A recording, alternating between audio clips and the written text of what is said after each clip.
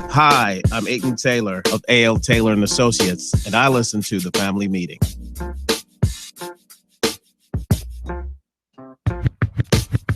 Hi, this is Jeff Lee, Eric's boy from HU. I listen to The Family Meeting. Yes, the Family Meeting time. Welcome to the broadcast.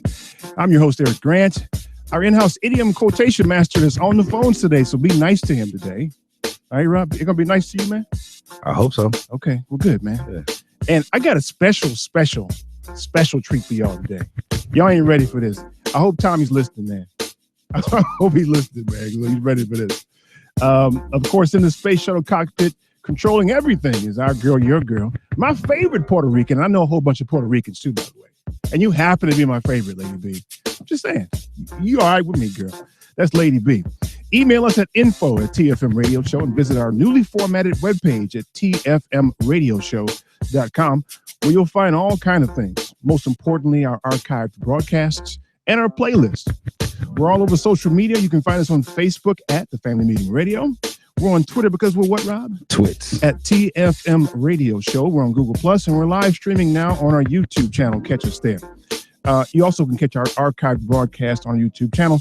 The Family Meeting is sponsored by Polaris to Save and Plan. Simply sign up to Save Monthly and get empowering financial advice. Visit saveandplan.com. That's saveandplan.com. All right, I got through it because I got big news for y'all today. Big news. Big news, baby. Y'all just our guest today. First is my man, our resident white dude. That's Vince Verzi, y'all. What's up, Vince? Hey. Vince has got a bachelor's degree in marketing from Illinois. He's a consultant with JTLT Marketing. Is there a website for that? No, there's not. Okay, you're a member of the I Ain't Got No Website.com crew. Yes, I am. Okay, you're one of those. Gotcha. Great, fantastic. And our second guest is Lionel Pate. Did I say Pate right? Yes, you did. Where your people from? Where Pate from, man? Pate's from the South, Louisiana, Mississippi. Louisiana. Yeah. Okay, that's Lionel Pate. He's a personal trainer. He's the trainer, owner, proprietor of Sophisticated Movement. Sophisticated Movement. That's sophisticatedmovement.com. And he came in here. Vince brought potbelly sandwiches, and Vince, he ain't partaking in that. No, it's okay though. He walked in here with a big ass bowl of air with some fruit on it. There you go. That's how he eats, man. I hope you're happy, man. I am, man. You're hungry as hell, though. I know you're hungry as hell. Not at all, man. Not at all. He convinced himself he ain't hungry. You're hungry as hell now. I know you're hungry, man. Okay. If you say so. All right, that's Lionel, man. And watch this. Watch this. You ready for this? I'm already ready. I wish I had the music or something that I could play. Well, you got it. You know the music. I mean, okay, yeah, I got to find that music. Where's that music? Yes. Yeah, that's her song, ain't it? There you go. Carmen's here, y'all. Carmen Ruffin's in the house. Carmen Ruffin in the house. Carmen showed up today, man. And life has changed for Carmen quite a bit. Drastically. She came in here hungry as hell to start with. I did. She did. She had a fistful of, what are you eating? Cheetos or something? Hot Puffs. Okay, whatever that is, man. Sitting next to the fitness dude eating a fistful of hot puffs. and you can call her grandma now. Yes, Grandma? absolutely. She's a grandmother now. Right. Okay, is that it? Is she got some other things going she got on other too, things homeboy? too, right? I do. It's not Miss Carmen Ruffin anymore. It's Mrs. Carmen. What's your last name? Bonhart. Bonhart. What's that from? Where y'all people from? French. French. France. Black people don't come from France. From the she French got Quarters. Yeah, she got Nolans. big French bodyguard. Carmen's married, y'all. I think we told them already, though. Yeah, we did. We sent a shout out when they first got married. The first yeah, well, afterward, we wanted to make sure it all went through and everything. Right. Nobody gets shot or nothing. We want to make sure that nothing happens. But congratulations, Carmen. Thank you. It is so wonderful to see you. How you feeling, by the way? I feel okay. Back there? Sometimes. You got any of them drugs left over you've been taking? Plenty of drugs. You bring some with you? No. Something wrong with you? No driving. We go back. I'm just saying. We go back. No man. No driving and drugging. You got a husband to drive now. What you I worried about? do. So why you bring the drugs, man? Hey, next time. Pass, puff, pass, baby. She I had a got some nice, puffs. nice wedding. Where was your wedding at, Carmen? It was at the Polo Cafe. Polo Cafe with Big Dave. Yeah.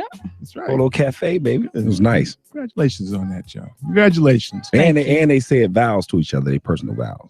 Thought that was nice. It Okay. is nice. So this is your color commentator over here. This Yeah. is the dude. that That's does- right. He You was know- there. You know, I'm just I saying, was he's there, color homeboy. commentator. Was you there?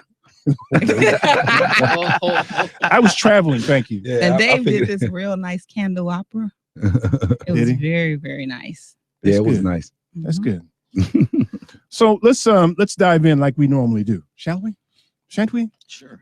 So everybody thinks, and they've been hammering me all week about this whole presidential thing, and we don't hit that a lot here. We hit it some, right? Mhm. But not a lot. Right. You know what really, really kind of gets me, and I posted this on our Facebook page this week. The question was posed, actually the statement was made that the USA is a racist country. Mhm.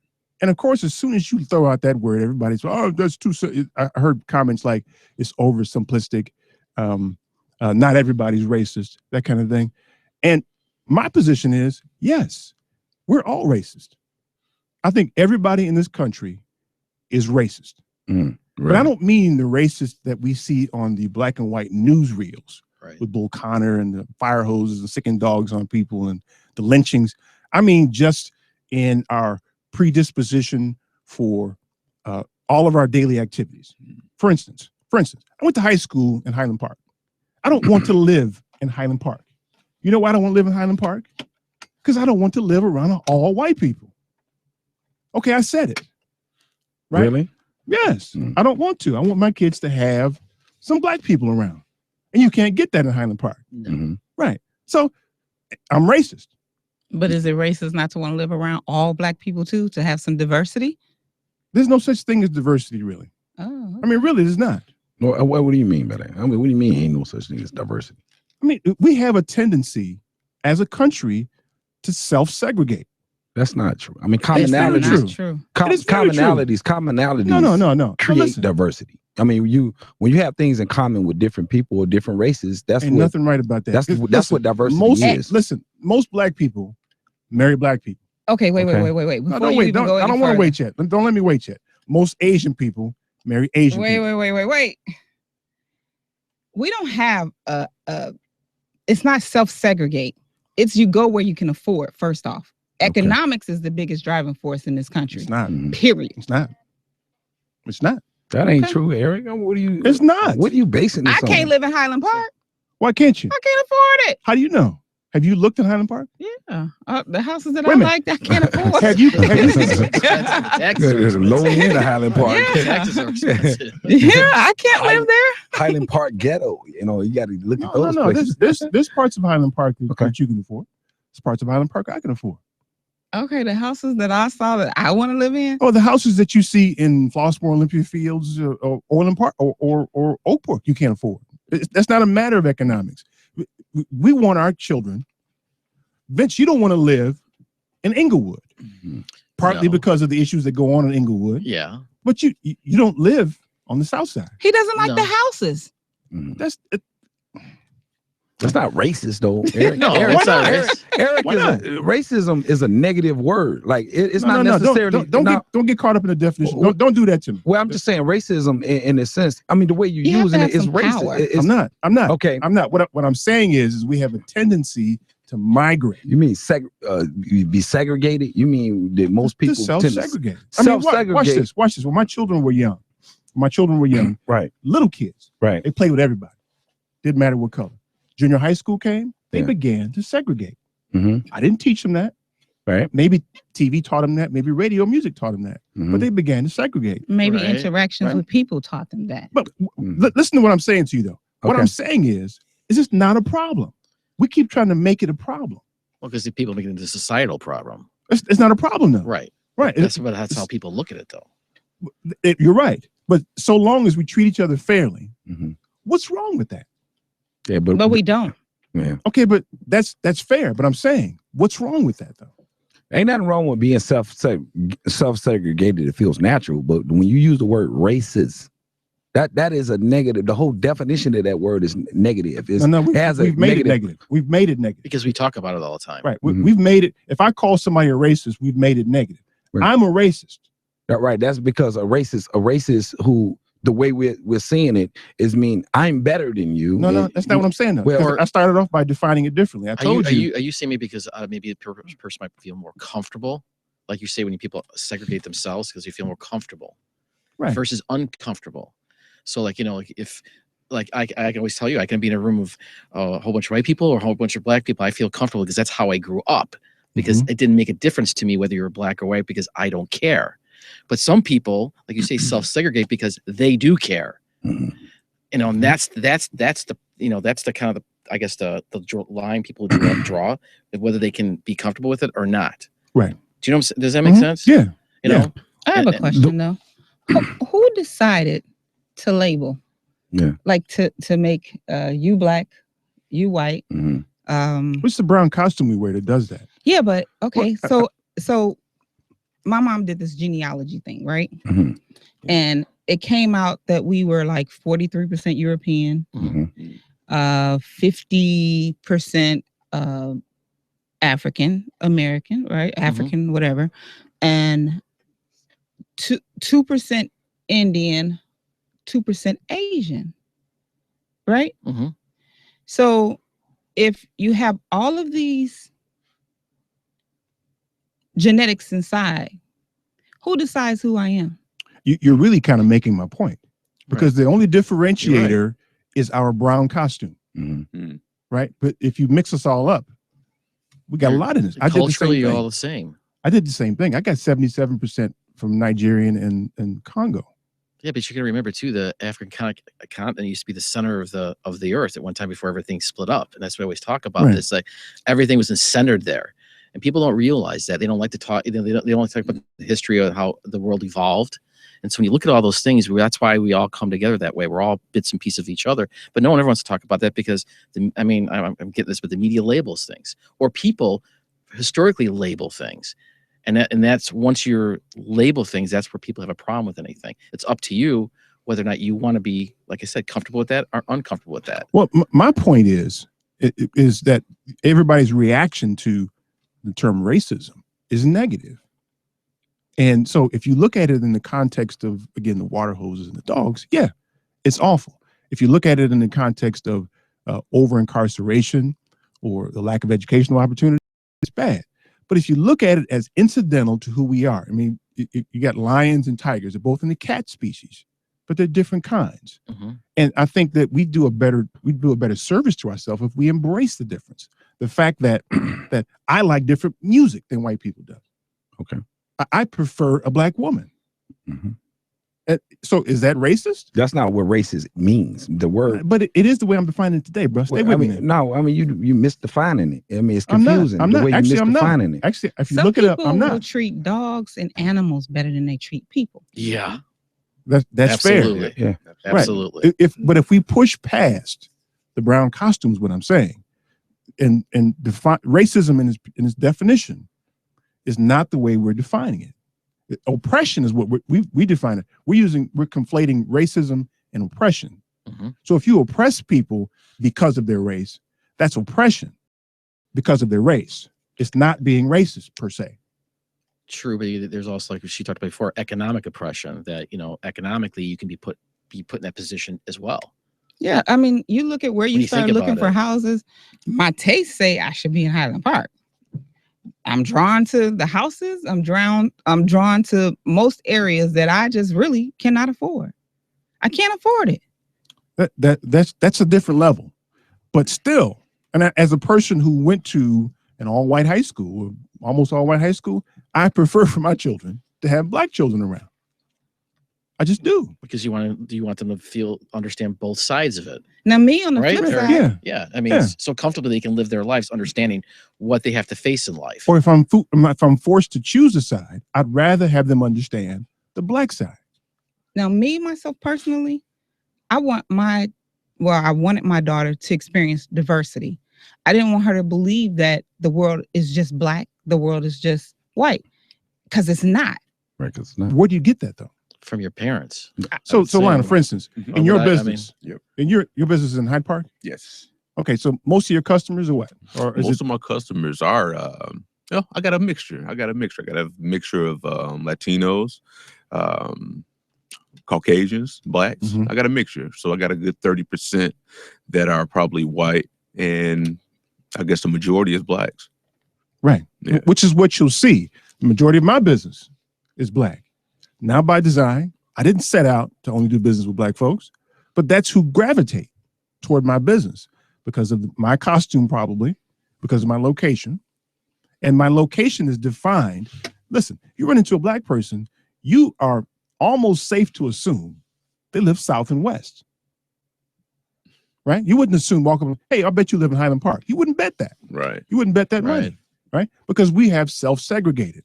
And my point is it so bad? It's not so bad. I mean, The way you frame it, the way you're saying it is not really, really, really accurate because for one, you have let's say different ethnic backgrounds who move into certain areas. You ever heard of white flight?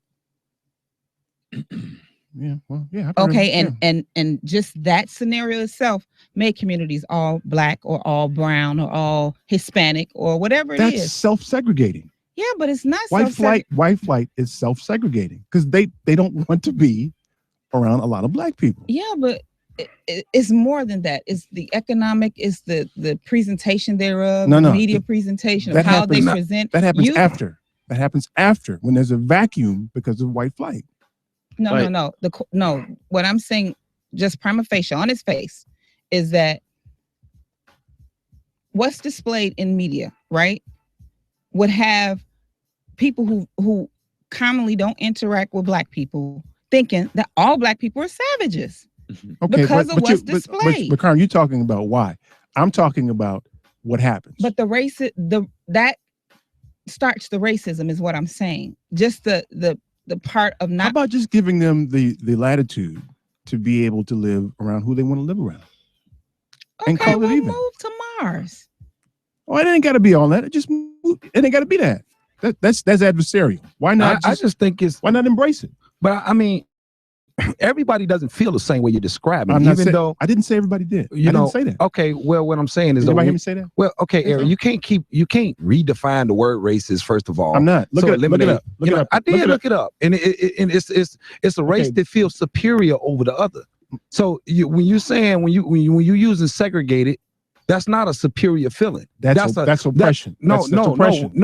I'm saying segregated. Let me take a break. No. And I'm telling you that's oppression. No, it's not. The way you're saying segregated I'm not. instinctively to segregate is not oppression. I'm not saying that. I'm not saying that. Okay. So the number is 773-763-9278. Stay tuned for more of the Family Meeting.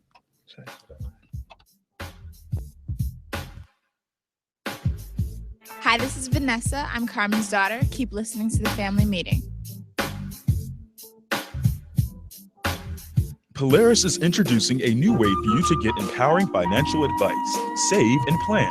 If you are like a lot of people, you'd like to work with a financial planner, but don't know if you earn or have enough to invest. Save and Plan will allow us to work with nearly anyone from young professionals to retirees looking to travel the world. Save and Plan is simple. Just sign up to save on a systematic monthly basis directly from your account and gain access to a planner and our planning services. Once you sign up, Polaris gives you a customized financial plan, a real person to speak with, and information to help you make good financial decisions. Your dedicated planner is just an email or phone call away. Save and Plan offers empowering advice for everyone. Visit us at polarisadvice.com. Call us today at 312-951-2606 or email us at polarisadvice.com. That's 312-951-2606 or email us at polarisadvice.com. Save and Plan, empowering advice for everyone. Securities, insurance, and advisory services offered through FSC Securities Corporation. Member FINRA SIPC. Insurance services offered through Polaris Insurance Agency, Inc., which is not affiliated with FSC Securities Corporation.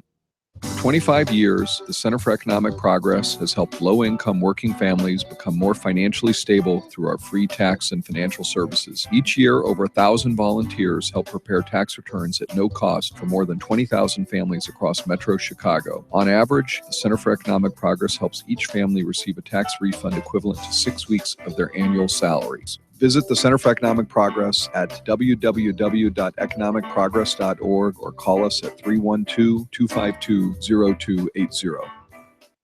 The Law Office of Darnell Lyles is ready to help you. Whether it's personal injury, criminal, DUI, and OWI, nursing home, product liability, it doesn't matter. Call 219-939-9LAW. That's 219-939-9529. That's right. When you're driving and get into a wreck. Had a few drinks too many? A cop hits you with a DUI or OWI? Arrested and facing criminal charges, misdemeanor or felony? Purchase a product that causes you or a loved one harm?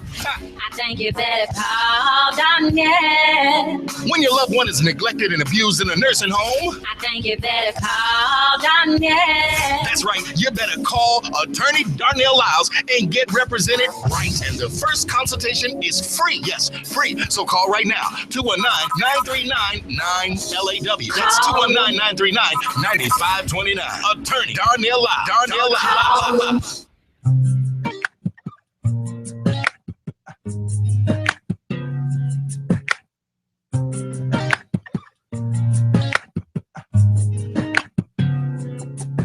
When you talk to her like you want somebody. Talk to your mama.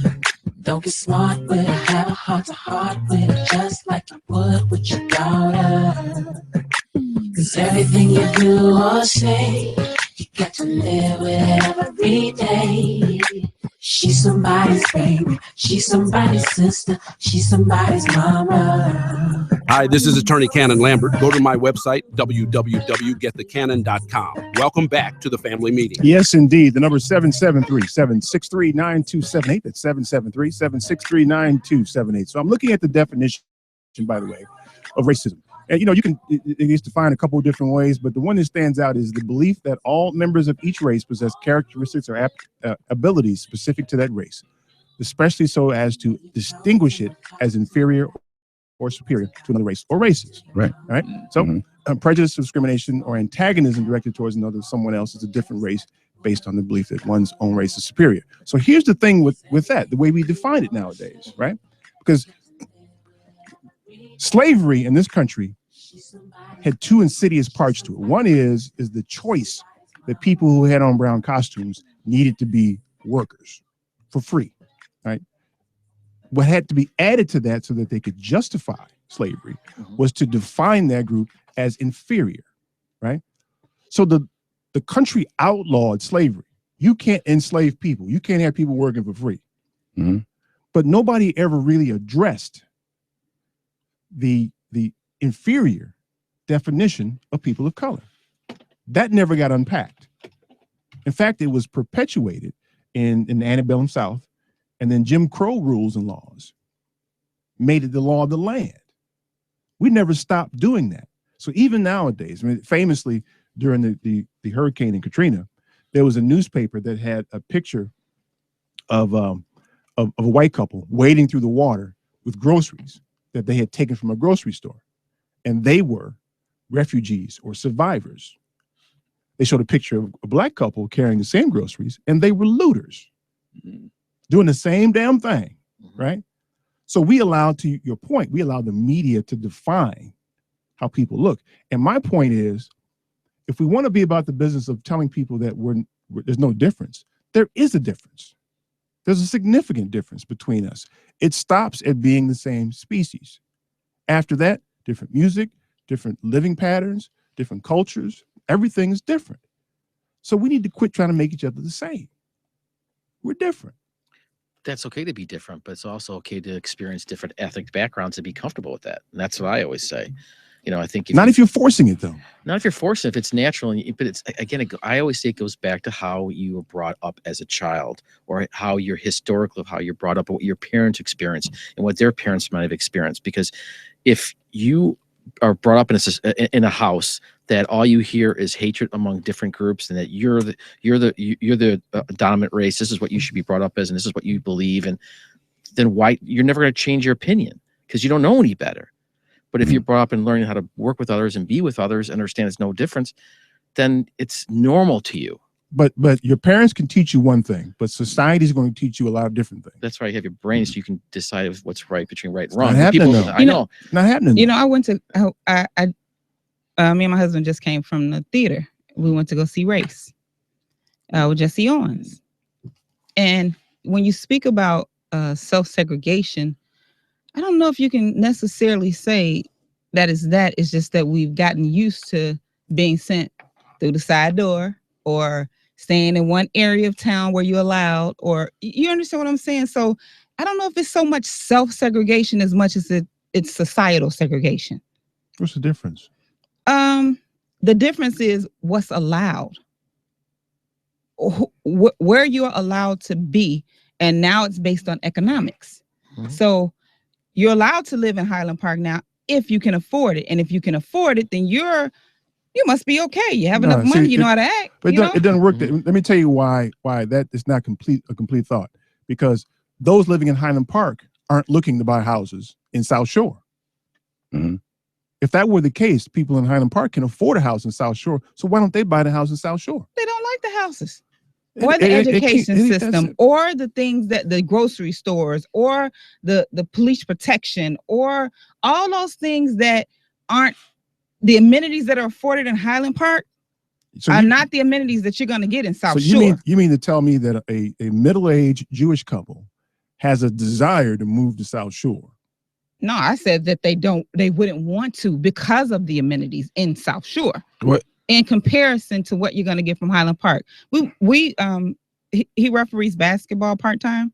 So we were at Highland Park. My husband. What the hell, man? Give him a name. Referees. Grown-ass man. You give him a name. My husband. What's his name? Andre Bonhart. Okay. Thank you. Referees basketball part-time, right? Grown-ass man. So we were at the facilities, the high school. I'm a learner, man. I'm a teacher, all right? Right? The high school. Uh-huh. When I stepped inside the high school, it was like a super mega, super rich college campus, right? All the amenities, the swimming pool, workout facilities, a gym, just state of the art. I've never seen that on the South Side, or the West Side, or any of the city schools. I've never seen it. What we're doing is we're talking in circles, because the community that you describe is that way because of the race of people that live there. Also, the tax base. Because of the economics of that place. The economics. The economics. Right, the economics. Eric, you wouldn't move to Harvey. You wouldn't move to Robbins. You black. You wouldn't That's move exactly there. right. I wouldn't move there. Because he can afford to live somewhere else. Is it racism, or is that class of area you don't want to move in?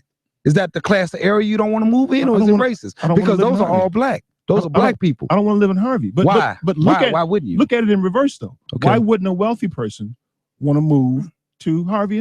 A white person want to move to Harvey? Economics. That's what she's saying. You call it. Yeah, but why are the economics that way? Okay, it's no different than. No. Why are the economics that way? What way? It's a lot of reasons. Let me tell you why. It's not just one reason. Let me tell you why. It's a lot of reasons. Let me tell you why. Look at Flint now.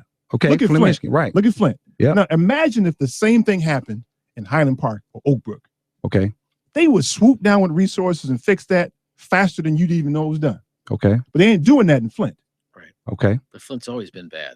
Well, Flint's been bad. No, that's not true. No, it wasn't bad. Flint It wasn't bad when bad. they had the automakers and the industry there, and Robbins the economics. After it left. Okay, Robbins the same way. But I'm saying when the costumes of the people who dwell there change, the economic resources change, and it makes it unattractive to people who with resources.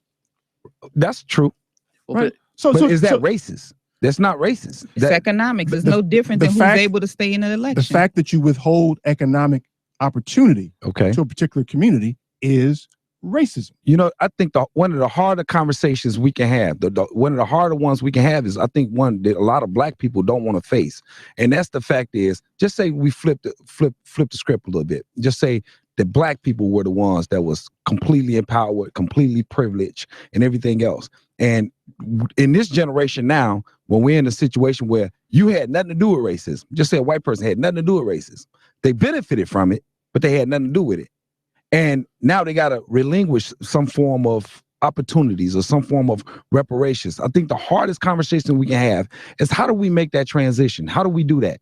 How do we say, okay, these white people have benefited from the way the structure of America is made up, and But they got to give up opportunity or give up something in order to catch. I don't think it's necessary to give anything up. What I'm saying, if we was to flip that and make the black people the people of privilege, I'm trying to figure out how willing would we be able to give up that position, that leverage that we would have. How willing? It's a false equivalent because it's not necessary for anybody to give anything up. We're only 17% of the population. I mean, really, if you even pay reparations, which every other ethnic group who's been held down, the Jewish community, the Indians, everybody's received some type of reparation for some type of situation, whatever it is, some type of oppression, right? You know what it is? It's opportunity. But we're only 17% of the population. I know, but it still represents opportunity. So Lionel, for instance, if you had opportunity, to expand your business into Highland Park or Oak Brook, and people would swarm to you to the same extent they swarm to you now, where you're located, that'd be a great opportunity for you, right? Absolutely. But me personally, how I feel about what I do, I'm a diverse trainer. I feel like I'm a universal trainer. I want to train everywhere. I want to be able to provide a service to all individuals, regardless of race, and regardless of whatever background they come from. So, but you want that money. I mean, money is definitely helpful. Because that's the race. Green is the race. I mean, that's what it is. I'm finding that out. I'm finding out more so than anything. Yeah, money is definitely where that high motivating factor. And to help out your own kind, that's definitely what I want to do. But to be able to reach out and do what's necessary to take care of my family, right. Opportunity, right? Opportunity is definitely opportunity. Which is really what people who are on the lower parts of the economic rung really want. They're characterized as wanting a handout. Right. But more important to people is to have an opportunity. Well, I want an equal opportunity to get a job with everybody else. Yeah, but the reality is statistics show us that we don't have the same opportunity. No, even the structure is not the same. So when you go to those blighted communities in these different areas, the structure of living is not the same. The same standard of living is not the same. Okay, so why don't they have the same structure as communities that would have help if they had lead issues with their water? So now I'll go back to a conspiracy theory because I'm a conspiracy theorist. It's an easy answer. It really is an easy answer. The people in Flint are drinking or have lead water because they have brown costumes. It's as simple as that. And did you see this Mitt Romney response to Donald Trump momentum? That Mitt What's Romney he talking about? What are you talking about? If you let me finish, I'll tell you what I'm talking about. But hey, did you see that? Did you see that? What it sounds like what you saw, let's use race. You saw a white man stand up against another conservative white man, which is of the same party with the same potential benefits. His policies will benefit him, right? Donald Trump's policies will benefit Mitt Romney. They actually have no idea how Donald Trump will affect the presidential candidate or legislation or policies or anything. That's the problem. He's a wild card. They have no idea what he'll do. There are no policies. That's not okay. It won't necessarily benefit anybody because they don't know what he'll do, and he's not beholden to anybody because he's running off of his own money. Okay. Mm-hmm. So they have no idea what this guy's gonna do. Okay. My point is when the language comes up that you feel obligated to address like recklessness, what they see as a recklessness.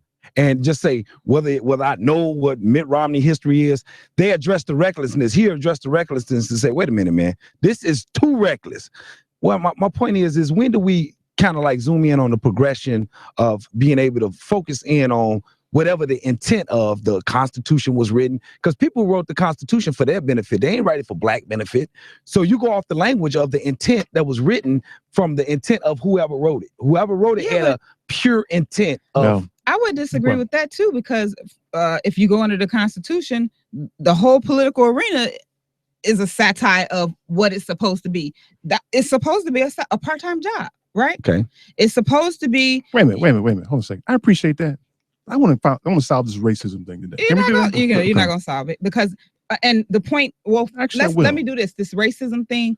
The one thing that Mitt Romney said, when they introduced about the the economics of it, they said that he's an astute businessman, that Donald Trump is an astute businessman, right? But the one thing that Mitt Romney said was, he's not an astute businessman. He's filed bankruptcy however many times. He has money from his parents.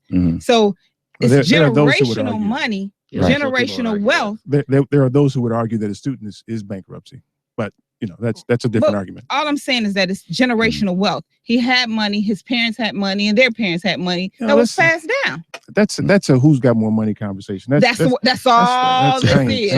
It's all economics. That's all I'm saying. All of this is economics. That's what it goes back to what you said before about an economic oppression. Same thing. It all ties back to racism. It's the same thing. Like each neighborhood, why Mexican neighborhoods have their own economic engine, Asian neighborhoods do, Indian neighborhoods do.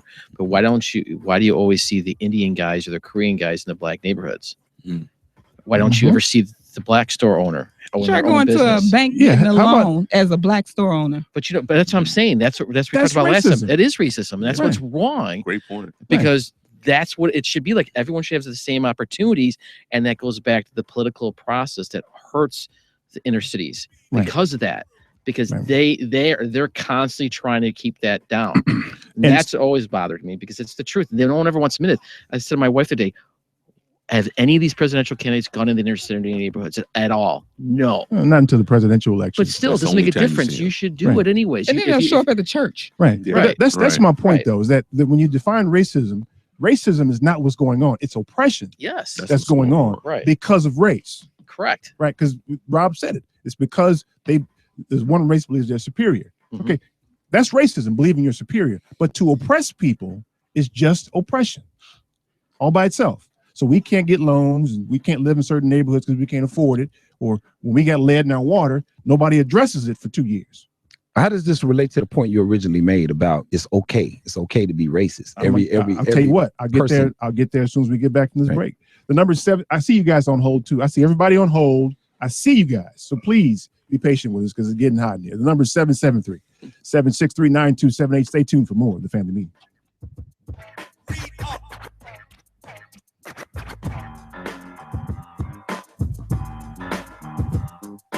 This is Austin Smith, student at Howard University. Keep listening to the Family Meeting.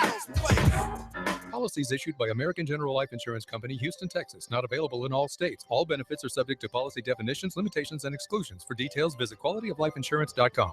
Traditionally, it's taken many kinds of insurance to give you security. Quality of Life Insurance is changing all that. It can provide life insurance, protect against disability, and provide benefits if you suffer a serious illness or injury and survive. To find out more, contact the Polaris Insurance Agency. Visit polarisadvice.com or call 312-951-2606 to learn about how we can help you make a plan for your future. That's 312-951-2606. A basic and essential part of any financial plan is savings. Most of whatever cash you have will be there because you put it there, not necessarily because of some fancy investment. Now with Save and Plan, Polaris is introducing a new way for you to get empowering financial advice. Save and Plan is simple. Just sign up to save on a systematic monthly basis directly from your account and gain access to a planner and our planning services. Once you sign up to save, Polaris will help you develop a customized financial plan and give you a real person to speak with. Your dedicated planner is just an email or phone call away. Save and Plan offers empowering advice for everyone. Visit us at polarisadvice.com and call us today at 312-951-2606 or email us at polarisadvice.com. That's 312-951-2606 or email us at polarisadvice.com. Save and Plan, empowering advice for everyone. Securities, insurance, and advisory services offered through FSC Securities Corporation. Member FINRA SIPC. Insurance services offered through Polaris Insurance Agency, Inc., which is not affiliated with FSC Securities Corporation. Itsashort.com. The website is itsashort.com, spelled ITFASHORT.com. We are the best designation on the internet for award-winning short film, video, and web series. Artists are from all over the world. They are award-winning from various festivals, but you can find us at info@itsashort.com, customer care at itsashort.com, and we'll get back to you straight away.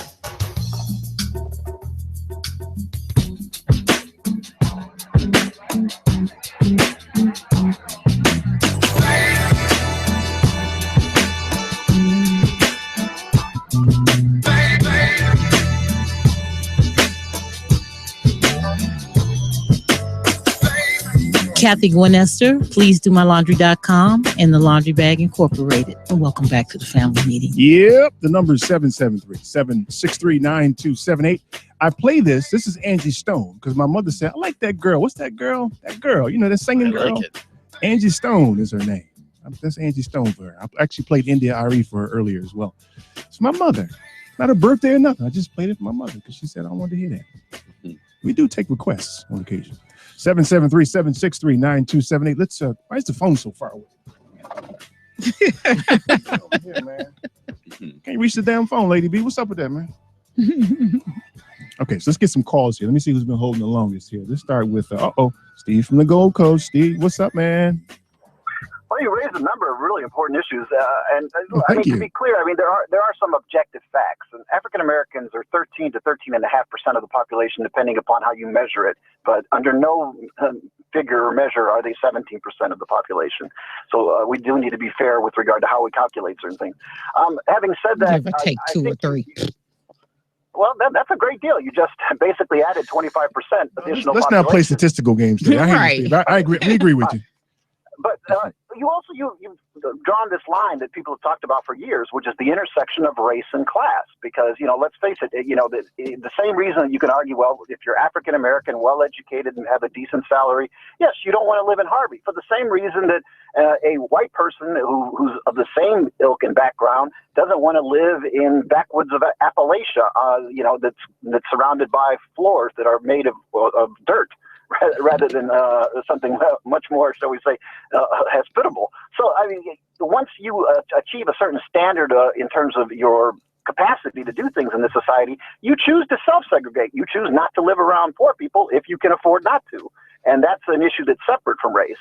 But it's still entwined with race, and that the capacity for you to be able to do that is dependent upon your opportunities. And as long as we have unequal opportunities in this society, whereby certain groups are discriminated against, then you don't have that opportunity to move to Highland Park because you never had the opportunity to go to school and get the job and so forth and so on.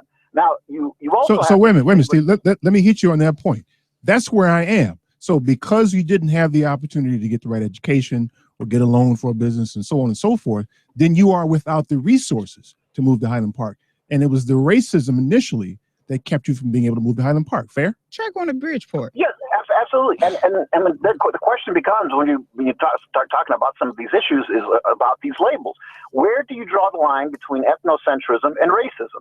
I live here on the Gold Coast. I have a lot of friends who are Jewish. I'm not Jewish. I have a lot of friends who constantly tell me, their parents are after them to meet some nice Jewish person and get married. Now, the Jewish mother who wants her son to find a nice Jewish girl to marry and doesn't like the idea of him dating someone who's not Jewish, is she engaged in discrimination, ethnocentrism, racism? Which one is it?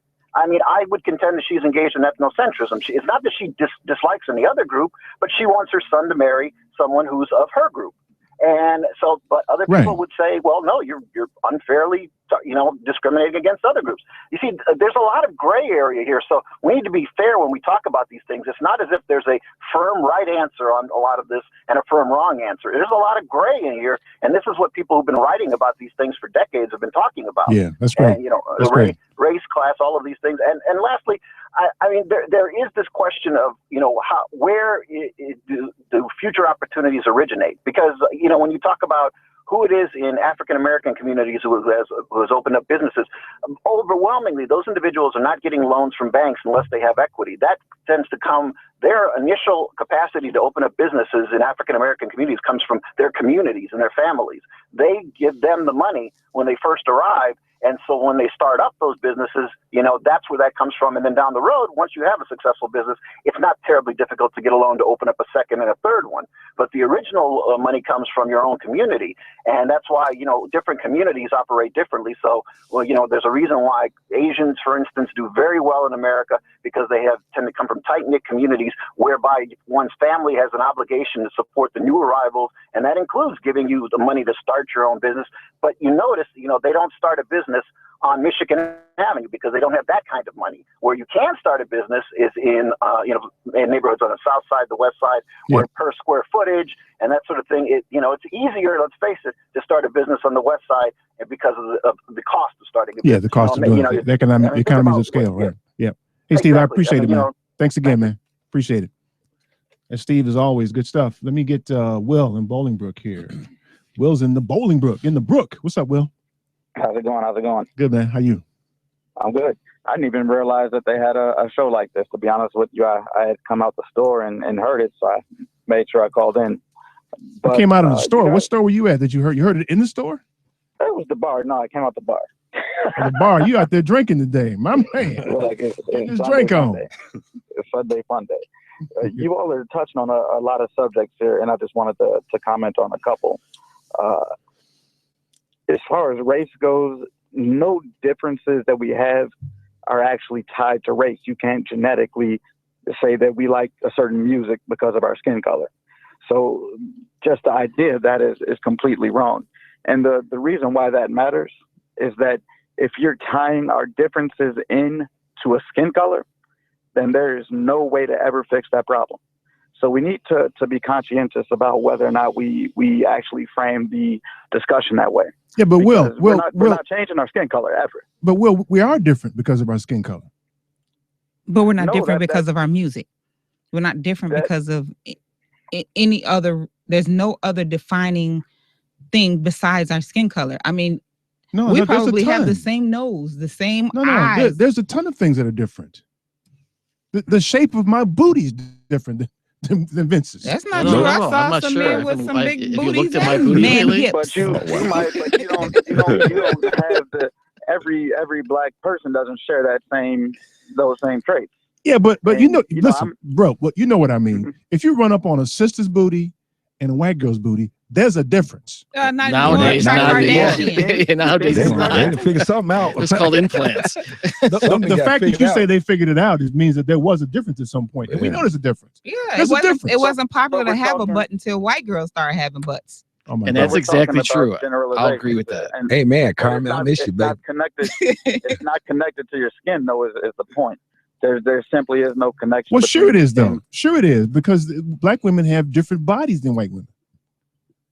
No, I know black women with no booty. Yeah, but you And I can't know- you and I can't know do a white women one-off. with some. That's not statistically Right. sound to do a one-off. I hear you, but you know what I mean. Yeah, you Don't get speaking don't get- on the whole, Eric. I know you speaking on the whole of. Yeah, I'm speaking on the whole. It's statistical fact that they're different. But not all. So we can't really generalize it like that. The other thing I wanted to say was there are communities out here where, you know, you don't have to be in Harvey because you're black. Bolingbrook being a example. You were talking about Highland Park previously. If you go out to, say, Homewood Flossmoor High School, I dare you to find a better situation than that. And that one's traditionally highly black. Yeah, but actually, even HF is about 50-50 though. But even in that, they try to do some steering out there. They would send the blacks who moved out there. They would send them to what's the name of the high school? Bloom. No, they weren't. They weren't. For a little while, they were doing steering out Yeah. there. They were trying to send the 'Cause- blacks to Bloom, and then Okay, so then that's racism, then, a isn't it? black Isn't that racism? lawyer moved out there, and Isn't that his racism? son. They tried to send him to Bloom. Isn't that racism? It's very much so. Okay, so then okay. Well, thanks. I appreciate it, man. Go back to drinking, bruh. Save something for your boy, all right? My man. That's racism then. All I'm saying is that it's racism that creates a situation that doesn't allow you to be able to afford the house in Highland Park. But the thing about it is, and this is my point to all of this. Okay, money or anything of the like. So, say for instance, you start a level, which is an illusion of a level playing field, right? So we should all have police services. We should all have the same education. We should all have all of these things. The first opportunities, right? So why is the disparity in education? Because it's supposed to be alike. They have this map stuff or whatever. Because this of the color of education- your skin. And also the tax base. Let's be honest, there it plays a lot to the tax. But base, it's a Eric. higher tax base in Chicago because you have more people giving. No. Suburbia is much higher. I mean, I pay almost $9,000 a year in taxes. Yeah, but it's fewer houses in between, more land, this, that, and the other. But No, it's no, a I higher get that. concentration of people Right. in I'll the give you that. city. I'll So give you it that. should be It should be just as good as just education. just as good as It should be. education You're as right. the north side and the south there's side. Okay, so why is that not the case then? Because it's not. It's the same level of No. police protection. Because of the color of your skin. Everywhere you look, if you have a brown costume on, you have less resources. You just made the point. You just said they've got the same tax base in Chicago that they do where Vince lives, but we have less outcomes that are positive in the city. Why is that? Because you're wearing a brown costume. We're not paying attention is why.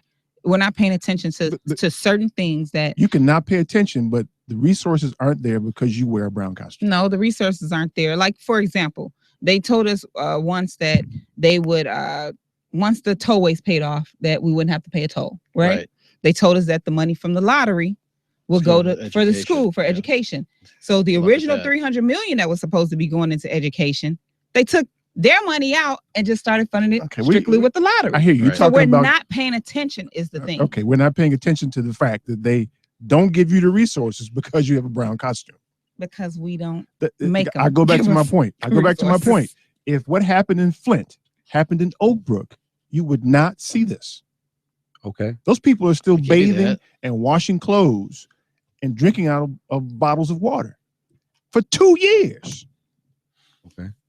I mean, people in Oak Brook wouldn't stand for that. They wouldn't stand for that. No, I'll give you that. I mean, I understand what you're saying, but I'm trying to understand your overall point, Eric. Like the way you originated, the way you originally stated it, that all people are racist. That's what you said.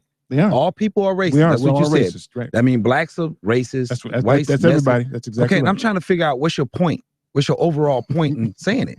What's your point? My point in saying it is that we run around trying to deny it and run from it.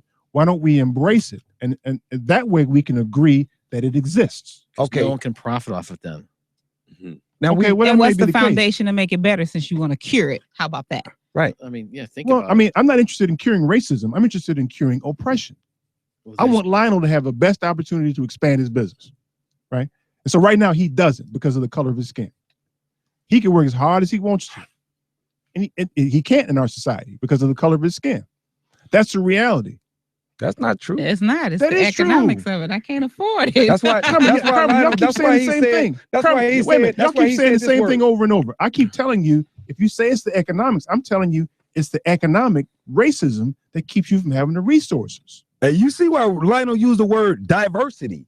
Because he understands how to recognize where his money gonna come from. But yet 30%, Right? 30% of his customers are white though. That's good. So- That's a good percentage. No, that's what I'm talking about. That's a low bar. 30%. And we got to consider how long I've been doing this as well. I mean, I'm still fresh in this. I'm still about a year and a half in. So I'm not holding it saying like, all right, this is where I'm at on a long-term basis. He can make the point better then. Yeah. So he's new in the business fairly. But he And should have more. And 70% of his customers are of color. But we represent 13 to 70% of that population. Oh, His 12 to 13. ratios should be different, but they're not because he has a brown costume.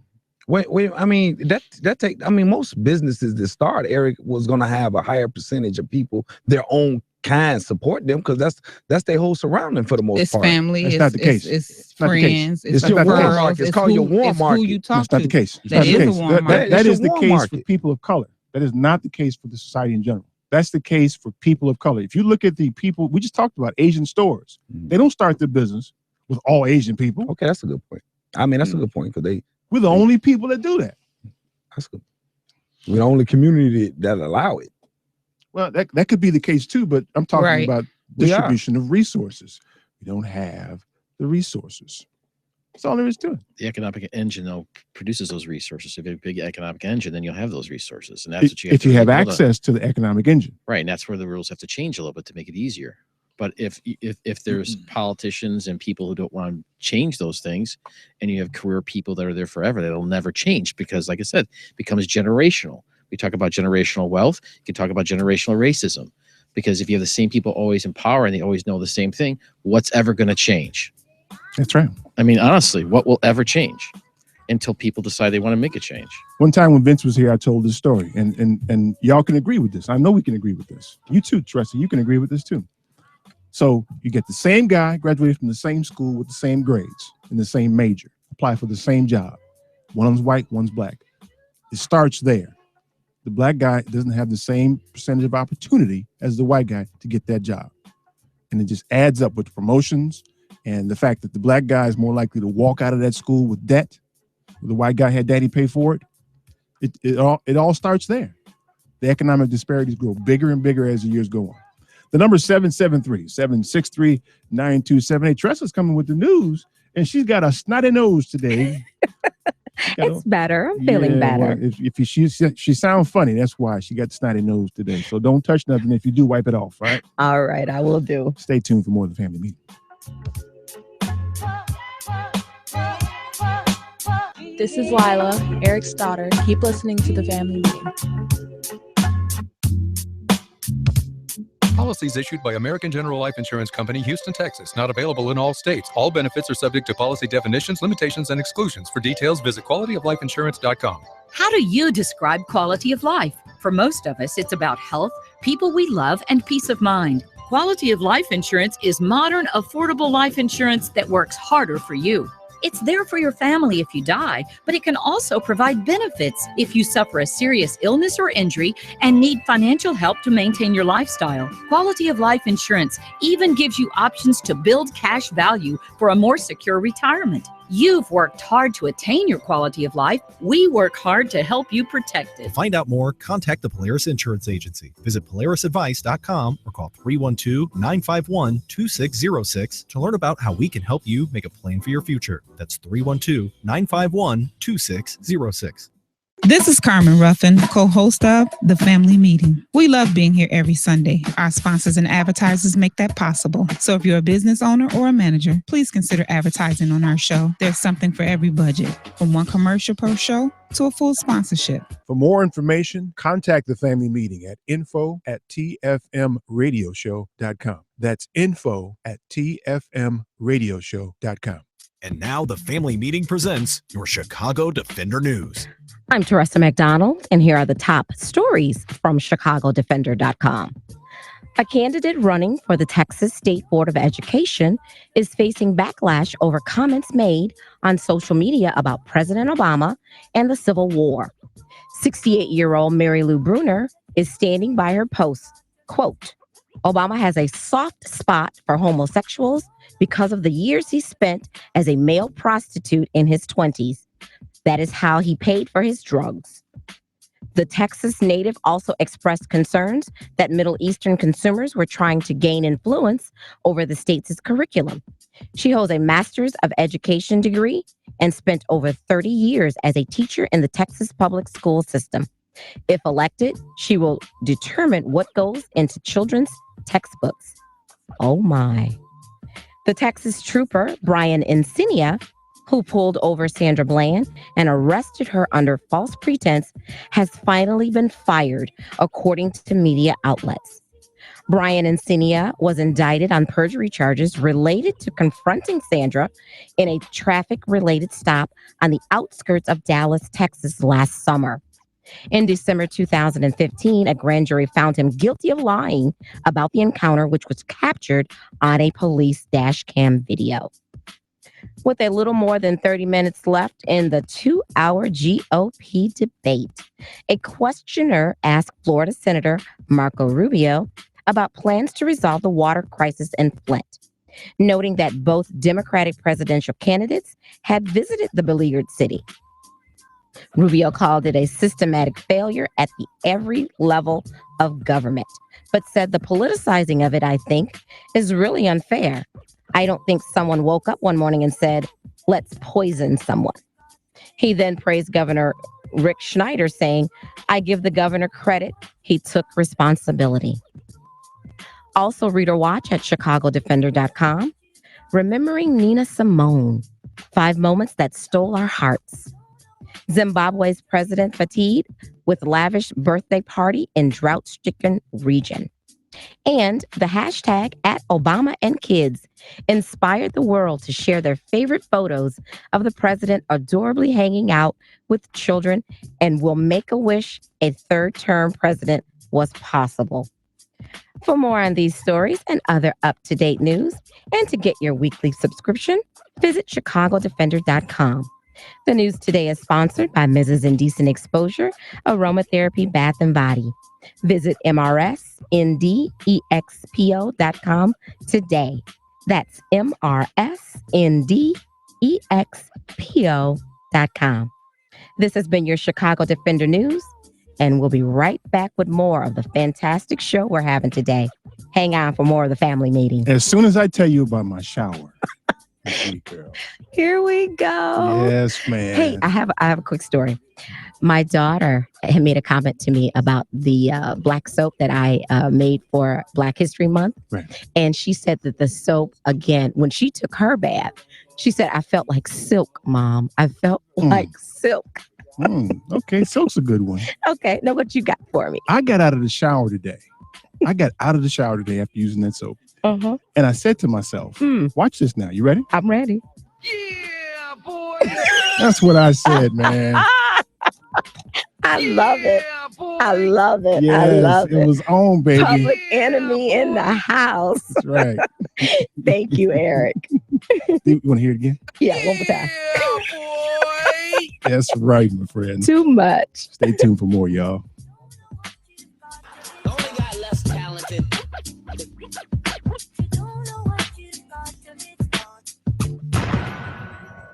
Your favorite progressive voices: Bill Press, Stephanie Miller, Tom Hartman, Norman Goldman, Amy Goodman, and Alan Combs, all on one station. This is 820 AM WCPT Willow Springs, 92.5 WCPT FM DeKalb, 92.7 FM WCPY Arlington Heights, 99.9 FM WCPQ Park Forest, and streaming worldwide at chicagosprogressivetalk.com. This is Chicago's Progressive Talk.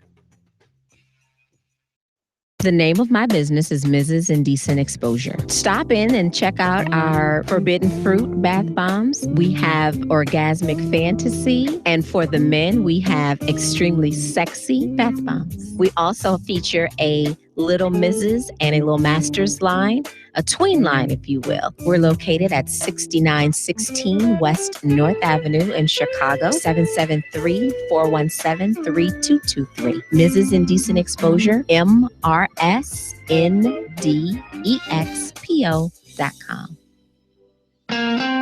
Are you one of the 78% of Americans who'd like to speak with someone about a long-term care plan? Did you know that only 16% have had that conversation? Call the Polaris Insurance Agency at 312-951-2606. One of the Polaris agents in Illinois, Wisconsin, and Iowa can provide you with useful material, like what long-term care currently costs and what it could cost in the coming years, according to the Genworth 2012 Cost of Care Study. With information like this, you'll have the power to plan. Call the Polaris Insurance Agency at 312-951-2606. Don't outlive your financial resources. The Howard University online EMBA is tailor-made for busy professionals seeking a competitive edge in business and government organizations. Their 18-month program also connects you through their elite networking and professional development events, including an optional trip to China. For more information, go to howardemba.com.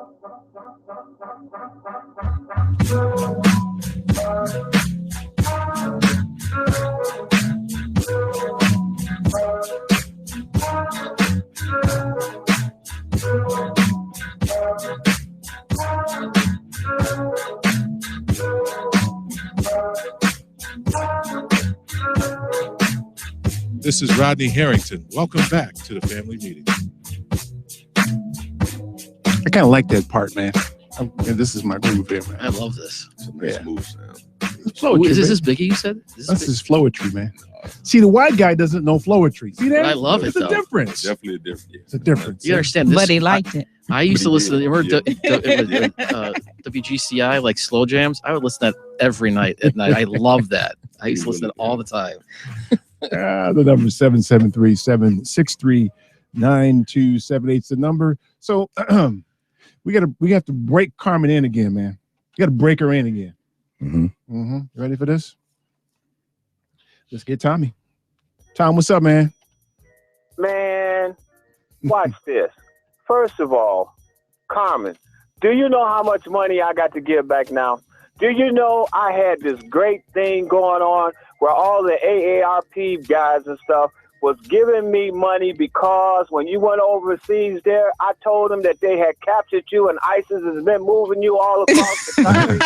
And we got to go get Carmen. So I had this Let's Save Carmen fund. I was getting all of this money. And then here you show up That's great. Congratulations. But the great part is you done got married. How in the hell am I going to explain that one? So I've been hiding out and stuff. I got to figure out a ways for him not to get my car. But let's just get to the point. I am so happy. Many years of blessed marriage. But let's just get back to the point here, people. Tell me what the Jews did to Germany. Tell me what the Polish people did to Germany. Tell me what the Russians did to Germany. Tell me what these individuals did who were enslaved in slave camps and worked for nothing. And when you get to the answer, you will find out it is the same thing that black people did for white folks, which was nothing. They did it because they could. So let's just get to the point.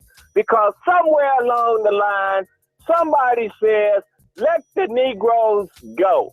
Let the Jewish people go. Well, we fought a war over that one. We ain't fighting no war with the Negroes. But anyway, let the Negroes go. And guess what? Put them over there on a certain side of town, one way in, one way out. And the Negroes went over there and couldn't figure it out. Yowza bosses, we are absolutely free. So guess what we can do now? We can unite and understand that these people do not like us. They're not going to give us opportunities. And this has been going on since we landed in this country. And as far as living in Harvey or any place else, would you live anywhere where the community has been clearly ran down and crime runs rampant? Hell, Chicago's going to be a parking lot pretty soon. The way they going. But let's just end this whole thing with Mitt Romney and Donald Trump. Because the whole bottom line to all of this is that the carpet has been snatched out of people who work hard every day. So them white folks that run around here believing that they're so privileged and it's the colored people and the Mexicans and everybody else is their problem. They didn't pull the carpet out from up under them, and it's just like Carmen said. Blessed Carmen, you're back home. It's offering time. But guess this when I end. Just like she said, it's the color of green. Because at the end of the day, folks, it's about money. And those that's got enough sense to understand it, go get it. And the rest of them are sitting around there doing just what they're doing over in Negroville. Nothing. And with that, I take my pill. Welcome back to the family meeting, Carmen. Bye. Thank you, Tommy. That's my man, Tommy. You can catch Tommy at right around the top of the hour, 5 o'clock, on the family meeting every Sunday. Tommy didn't take a blue pill, man. It was a good call. Yeah, that's my man, Tommy. You know, why don't you go ahead and get it in now, Vince? Oh, so I have my wife and I have a nice young gentleman. He's about 31 years old, and he's running across. Wow, you call him 31 is young. Yeah, I know. I'll Isn't that be weird? damned. I'll be damned. I used to think 30 was old till I passed Exactly. It. So he lost his mom and his good friend to suicide. So on March 28th, he's going to start off in Delaware, and he's going to run across the country running 6 marathons a day for 6 months until he gets to How California. do you run 6 marathons in a day? That's why I asked him, and he says, I just do it. It's like Doesn't it take you a whole day to run 26 miles? It's gonna take him about 6 hours a day. About 6 hours of his day he'll run every day. And he's been doing that right now. He's been running anywhere between 25 to 27 miles a day right now to get himself prepared. So before he starts, he's gonna take like 3 days off, and he's gonna start running. Pushing it a little bit. I think so. It's a little extreme, but he's got a passion for it. The website's runforlisaking.org, and there's a Facebook page for Run for Lisa King on Facebook, and he's got a Twitter page. Why don't you tell him to relax a little bit, back it off a little bit. I know. Man. It's impressive. 6 marathons. Tell him. He's a fitness dude. Tell him, man. Yes, sir. Yeah, that's epic right there, man. It's passionate though. Yeah. He's doing it and I think it's noble. I mean, you be out there by yourself and do that. I mean, he's gonna have another guy filming him. They're gonna do like a documentary as he's doing it. He's gonna meet people in each town and talk to him about suicide awareness. So it's kind of a cool thing. I'm so kind of proud of the guy. He's a good guy, and I've gotten to know him pretty well. You said epic? When you said epic? No, I said that's hectic. Yeah. That's hectic. Tell him back it off a little bit, man. Exactly. Why do that to you, son? That sounds like punishment to me. That don't sound like nothing but punishment. 6 marathons. Wow. That's a lot of running. It's a lot. You remember, I couldn't do it. You remember how old are you, man? I'm 38. You young dude. You don't know about this, man. No, I might. Don't judge. You remember back in the day when we watched the Wide World of Sports and we used to run those triathlons? Yeah. And there was one in particular with a lady at the very end. She lost control of her bowels and everything. Oh, yeah, I remember that. I remember that. Yeah. Collapsing, looked like just Yeah. sickly. That's what.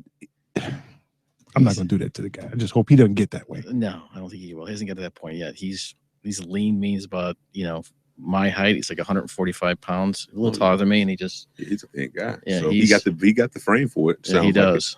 Yeah. Tell him drink some water.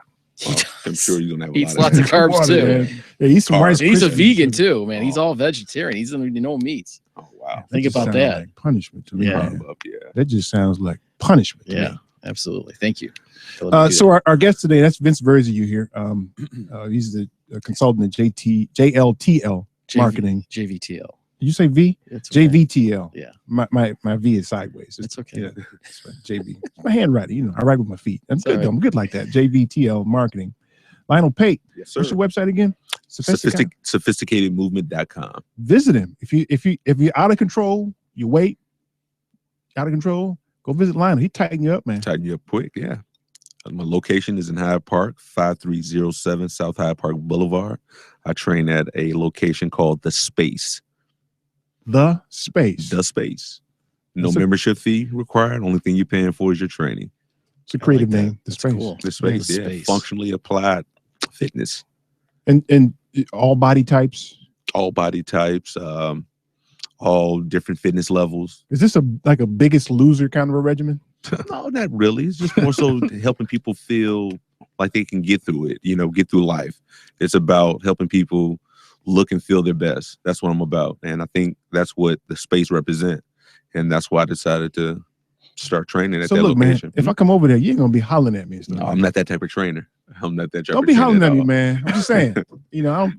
You see that a lot, though. You do. I Yeah. agree, and that throws a lot of people off from going out and buying it or dealing with a trainer because they don't want to get that type of. I ain't trying to get scrutiny. hollered at, man. Yeah, trying to get hollered at. Right. Don't holler at me, man. Yeah, I'm training my clients for life. That's what I'm training them for. I'm Sounds training good, them for man. But life. don't holler at me, man. I All right, won't- I'm just I saying. wouldn't do that. Just don't. He says he deals with specialty illnesses too, so that'll work out well. Back gonna- injuries, you gonna go see him? fibromyalgia. I said I would. I do. You don't want to holler at Carmen. Oh, she look like she'd get me. She look like she'd take me She out. carry a gun too. She like she'd take me out. Carmen, man.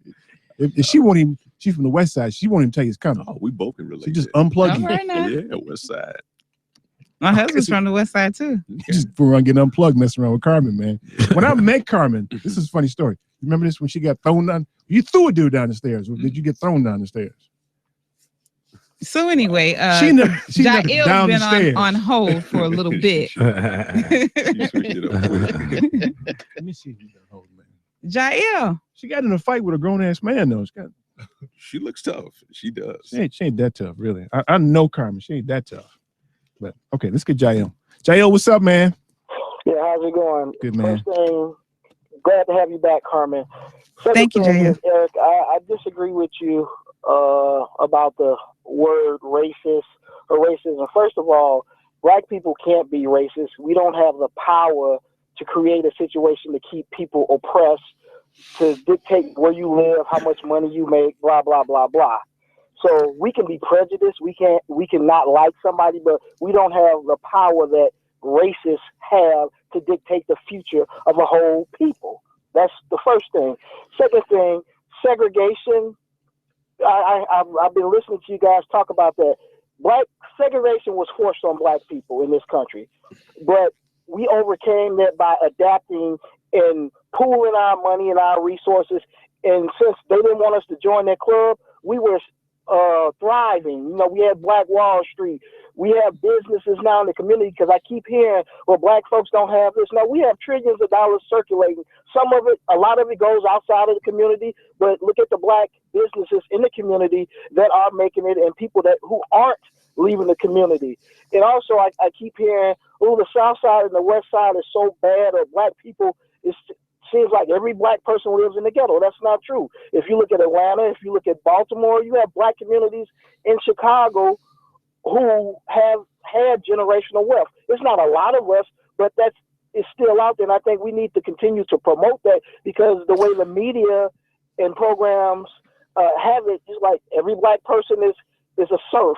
Every black person is looking for a handout. And that's something we as Black people who are conscious, and you with your show, you need to promote more of that. Okay, that's fair. I appreciate it, man. That's cool.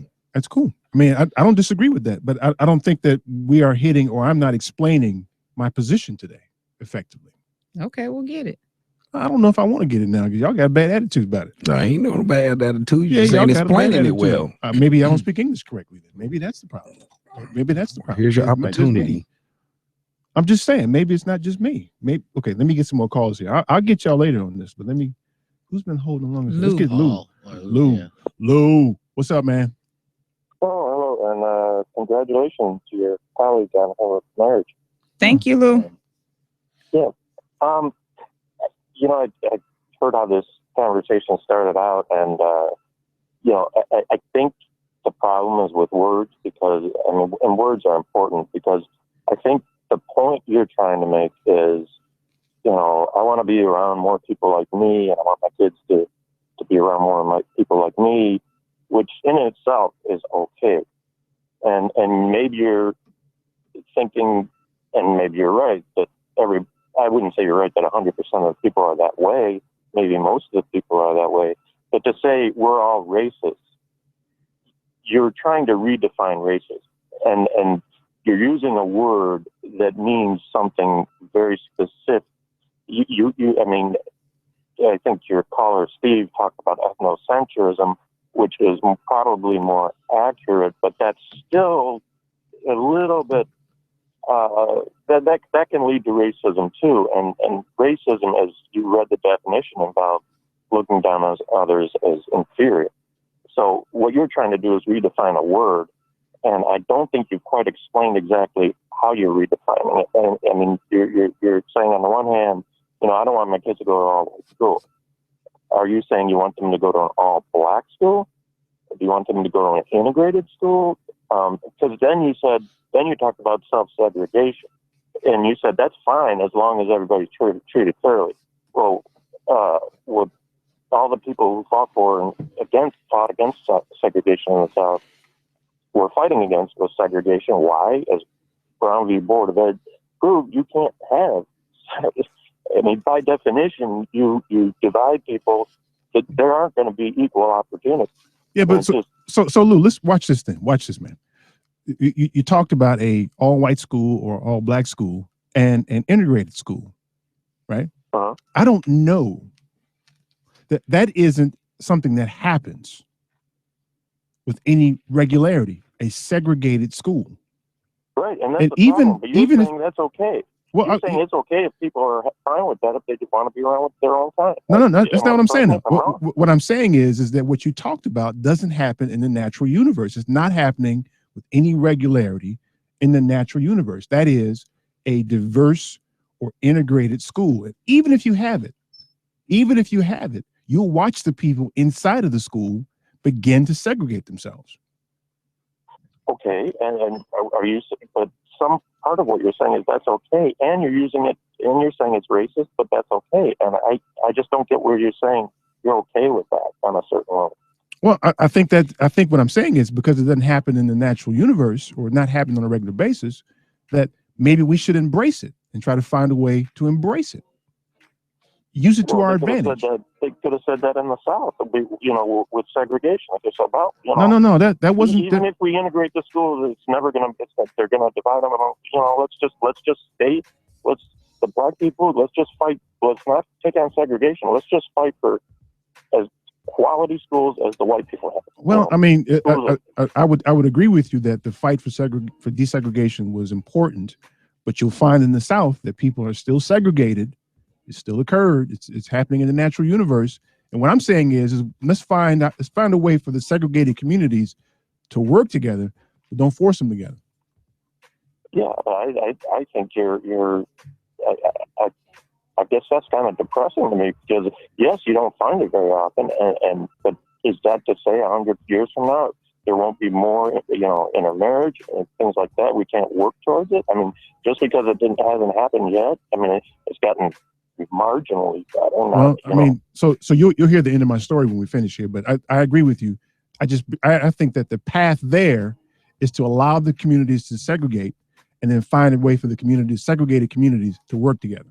That's all I'm saying.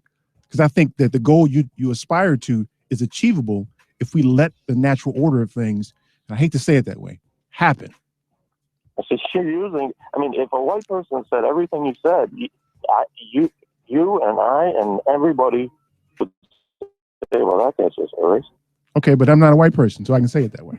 Yeah, I don't think that at all either. But I don't think that at all either. Hey, I got to take a break, man. I appreciate you. Yeah, I mean, it's no different than saying a free market.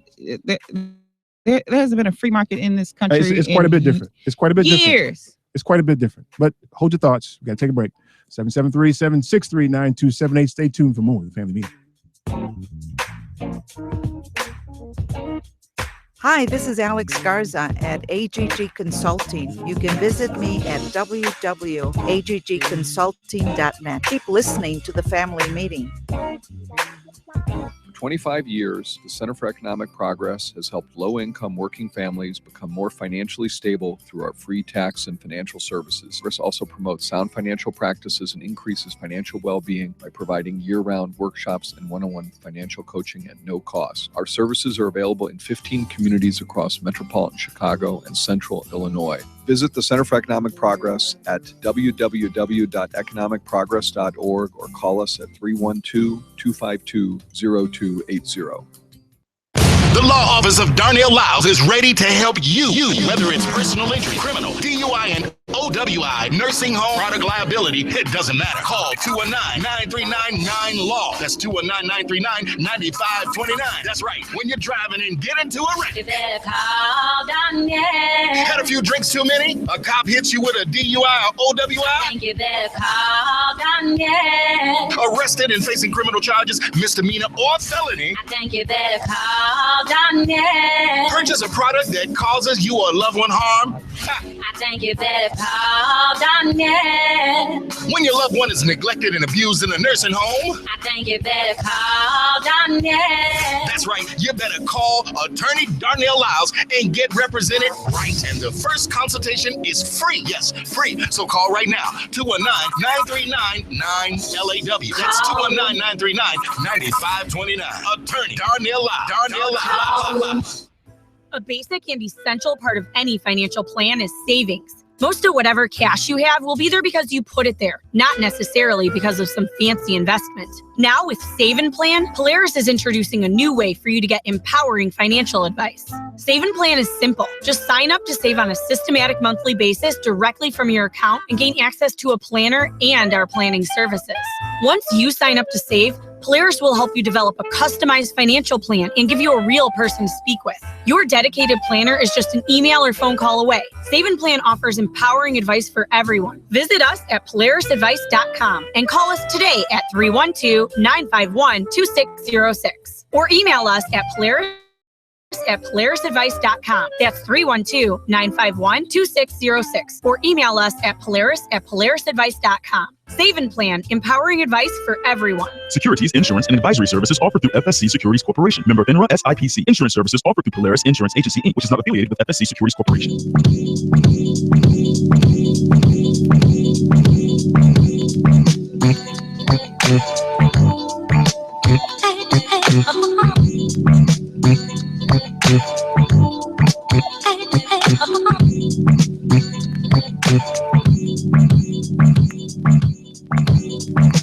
This is Steve Casey of the MacArthur Foundation. Welcome back to the family. Yes, indeed. So, whenever you have a conversation on race anywhere in the universe, you always kind of feel like you don't get anywhere.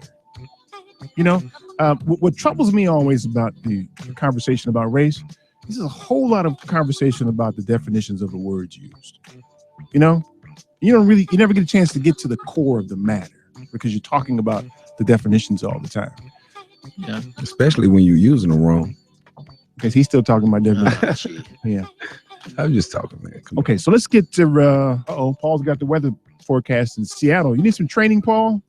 Need some what? You need some training, man. You got fat, man? Yeah. Okay. Yeah, I just came back from a 10-mile run, so I'm all right today. You didn't. He lies. He just lies. Paul just lies, man. I didn't lie. I did 10 miles there. I did 10 miles yesterday. You did not. Stop lying.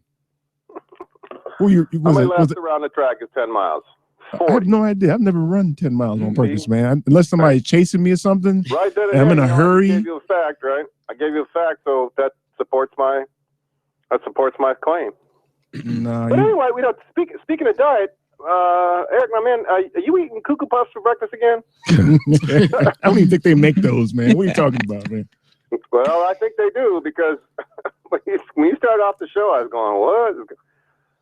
Everybody's a racist. Now, I think we got to go back to the definitions in the words. You see, we got things There you go with the definitions again. We're all caught up in definitions. No, we got different words. We got, all right. and we're all using, we're saying Racism and oppression. We got preferences, got prejudices, right. got stereotypes, you got racism, and then you got your cousin bigotry. Mm-hmm. You see, so all of these things are part of, they've all been lumped into racism, and whereas some of those things are operatives of racism, they aren't necessarily. For instance, here's the one thing I want to ask you. You said, I prefer black women. And I thought, you prefer them for what? I mean, just a minute now. It's like there has to be a relevant situation. Now, do I prefer white women? Well, just to do what? Like to do the wild thing? Well, come on, man. You a grown ass man. You know what I'm talking about. There's nobody wanting to do the wild thing with me right now, so I can't say. It depends on which one. Then you need to come to Chicago and holler at Lionel then. That's why nobody wants you. You need to come on, get yourself svelte, man, so you can. I'm just saying. I know what you're saying. Okay. But we have, there's preferences. People have preferences. But then stereotype, I look at it as systematic oppression. And so when you talk about the Flint water crisis, yeah, that's stereotype, because it was a governmental act that, you're right, wouldn't have happened on any white community that had the financial wherewithal to stop it. And because the governor of Michigan, and by the way, Marco Rubio is saying this is a failure of government at all levels. No, it isn't. Mm-hmm. It's a failure of government at one level, and that's the governor of the state of Michigan. Mm-hmm. That's where the failure is. And because the black people in Flint mostly vote Democratic, he didn't care. And the black people in Detroit mostly vote Democratic, he didn't care, because the Flint water crisis, I don't know if you know this, was linked to the effort of not only Rick Snyder, but Mitt Romney. Boy, who's Mitt Romney to talk to Donald Trump about bankruptcies? Yeah, Mitt really. Romney makes his living on bankruptcies. And that's part of, remember during the last campaign, and Mitt Romney said, let Detroit go into bankruptcy. Mm-hmm. That was in the 2000, and guess what? Detroit did go into bankruptcy. And how's that worked out? Detroit schools are a shambles. Detroit's still in a shambles. And part of that has been they wanted to take Detroit Water into bankruptcy too, so they could privatize that and sell it off to Dan Gilbert or Tom Illich, the two crime bosses in Detroit now. And the reason I can say that with certainty is because Detroit Water was having trouble with, not water, they were having trouble with revenue. So if you have a revenue problem, how is it you kick off 100,000 plus people off the system that are paying revenue, right? You're only making the problem worse. So, and put them on a temporary system, the Flint River, which is, as we've just correctly described here, complete doo-doo water, no matter whether it's got lead in it or not. It's doo-doo water, and Flint was going to change over He to a said good doo-doo water supply. twice today. So that was a risk. And here's another piece of, now, separatism, that the Supreme Court determined in Brown versus Board of Education, separatism is a part of inequality. No matter, you can't have separate and equal. That's what the court determined. It can't be. Not in the, if you're going to say this is a society, you can't split it up and say it's equal. See, now so in other words, the racism can't be government separating people, whereas people may self-segregate. That's not being forced upon them. That's their choice. Well, okay, so watch this though, Paul. But watch this though. I agree with you. You government can't sanction separate but equal. But if by chance it is separated on its own, it should still be equal. Yeah, I think that's true. Well, put it this way. You don't think Look it's true, at the man. It is housing true. projects, the infamous Cabrini Green. The housing projects that were started back in the late 20s and the 1930s, that was separatism. And that turned out to not work very well. And guess who? Look who got forced into the housing project. Mostly poor black people, right? Right. Okay. So that again was a part of racist governmental policy. What Donald Trump is talking about, I don't know if Donald Trump's a racist, but he's singing that song, and a whole lot of people are singing along. And so, but some of the things he talks about are both racist and bigoted. You know, every time we talk about him, we get just a wee bit dumber. You know that, right?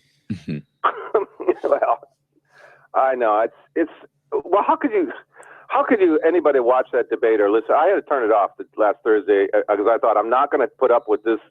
When people start talking about when a presidential debate turns into the size of But my hands are fine, Eric. I guarantee. Yeah, actually, Vince has little short fingers. Look at Vince's fingers, man. They're really short fingers. You all right, hands, man? My hands are fine. My wife is happy.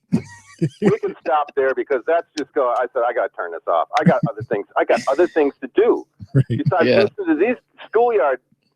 This is, but yeah, I think that we do kind of get in that thing where every time we talk about race, we don't get anywhere, right? Because it's hung up. But I think there are, and yeah, you could. Okay, for instance, in employment, it doesn't have to be necessarily just government. How about employment? I guarantee you this. You know, there's been research done that resume comes in, the name on the top is LaToya Johnson. And does she get an interview? No. Right? But if another guy's resume says, Mark Jacobs, Mark comes in, but Mark happens to be black. Got the interview, they didn't get the job again, right? Again. So they've studied this, that when the prejudices and stereotypes about a name that might sound like it belongs to someone who's African American, they never get an interview. And the same thing with, I've had this with being a blind person. Oh, I loved your resume. You walk in, they go, oh, you get to see the air go out of the room, he's blind. And they start talking to you, well, how's the weather out there? How'd you enjoy your bus trip over? This is an interview? You know, it's like, no, I'm not getting this job. I know this. So you can see it in hiring as well, that you know, at the corporate level. And what does this have to do with? It can have to do with preferences that are based on prejudices. Perhaps that prejudices can come from stereotypes. They can, but not always. They can also come from personal experiences. Maybe this person who's in hiring, who's in HR, has had bad experiences a few times with the only black person that they've ever known, right? Or they've been taught that, or society has taught them that. Yep. Yeah, but I'm saying is that a prejudice can come from a personal experience with, oh, my only experience with a black person was a bad one, and so therefore I've generalized and I stereotyped to all black people. It's like you were saying, okay, how about this? Yeah, we were talking about music. Do only black people listen to funk? That's a stereotype, right? No, and Frank Sinatra I guarantee you. I like Frank Sinatra and Adele. A band called the Average White Band. I went to see AWB, and I think the Average White Band are white guys from Ireland. Yeah, the Average White Band is funky now. I can get down with them. Yeah, but most of the funk bands are black though. Huh? Most of the funk bands are black though. That's because it's a stereotype. But how is it? No, it's not. It's the truth. I like Nickelback. I like a lot of. They ain't funk though. I mean, they're funky either. No, they ain't funk. We're talking about funk. Bootsy is funk. I like George Bootsy. Clinton is funk. Nickelback ain't funk. I mean, blues and jazz, all of that used to be just strictly a cultural black thing. Go ahead and and finish it's your point, no Paul. longer black. Go ahead and finish your point, Paul. Right. Okay. You're right. Did you finish, man? Did you get it all in? I don't know. There was some interrupting, and I couldn't hear what was going on. Okay. How's the weather there anyway, man? Well, it's about 49 degrees. Oh, and you took a bite of your sandwich before you did that. I thought you were done with me, man. No, you just sitting there waiting to get cut off, huh? No, okay. That's right. You're ready to cut me. I'll All talk right. to you next week. Yeah, okay, man. Take care. Okay. That's my man, Paul. Oh, damn. There's so many calls. Okay, let me get Kirk from Cali here. Kirk's calling from Cali. Kirk, what's up, man? Hey, happy Sunday to you all. Likewise. Hey, yeah, man, I'm glad Paul from Woodinville gave you a call because, yeah, man, you had yourself all twisted up since the beginning of this show. Really? Yeah, man, because you're conflating racism with separatism. With Don't do the definition thing with me, man. They're all different levels of communication if you really look at it, but they don't mean the same thing. So Don't do that, man. Don't do. I hear you. Don't do that. Don't get us caught up in definition. Let's deal with the issue. It's the book of Eric. Here's the issue. Here's the real issue. I'm gonna break it down to you right now. Break it down. How old are you? I'm a grown ass man, 50 years old. All right. Well, when was the last time you watched Alex Haley's Roots? I don't know. Probably when What it are you, came out. What are you, a game show him host or down. something? What are you asking all these questions for, man? No, man. But what I'm trying to say is that I'm trying to get us all on the same plate, because really what it comes down to, all right, it's communication. It really is interpersonal communication between each other and between the races. Okay. And what I mean by that is 400 years ago, when they brought the slaves over here from Africa, one of the first things they did was separate and intermingle different tribes so they couldn't speak to each other. What did that do? It caused confusion. That confusion then allowed those slaves not to unite and overtake the slave ship as it came over here. Because they discovered that if they put whole tribes together, they would rebel and take over the ship, or all jump overboard so they wouldn't be taken into slavery. So they said, okay, we need to mix them up and confuse them. And then when they got here, they then stripped their culture and told them you never can speak African again. So then once they were on the plantations, they weren't allowed to even speak to each other. Okay. And then when they were freed, Wait a minute, hold on a they were second, man. denied Hold on. You got to skip to the education. punch. You got to skip to the punchlines. I got to take a break in a Well, minute. the man. punchline is 400 years later, we got four African Americans or three African Americans and another Anglo gentleman, and we still He's a white can't guy. talk to each other. He's a white guy.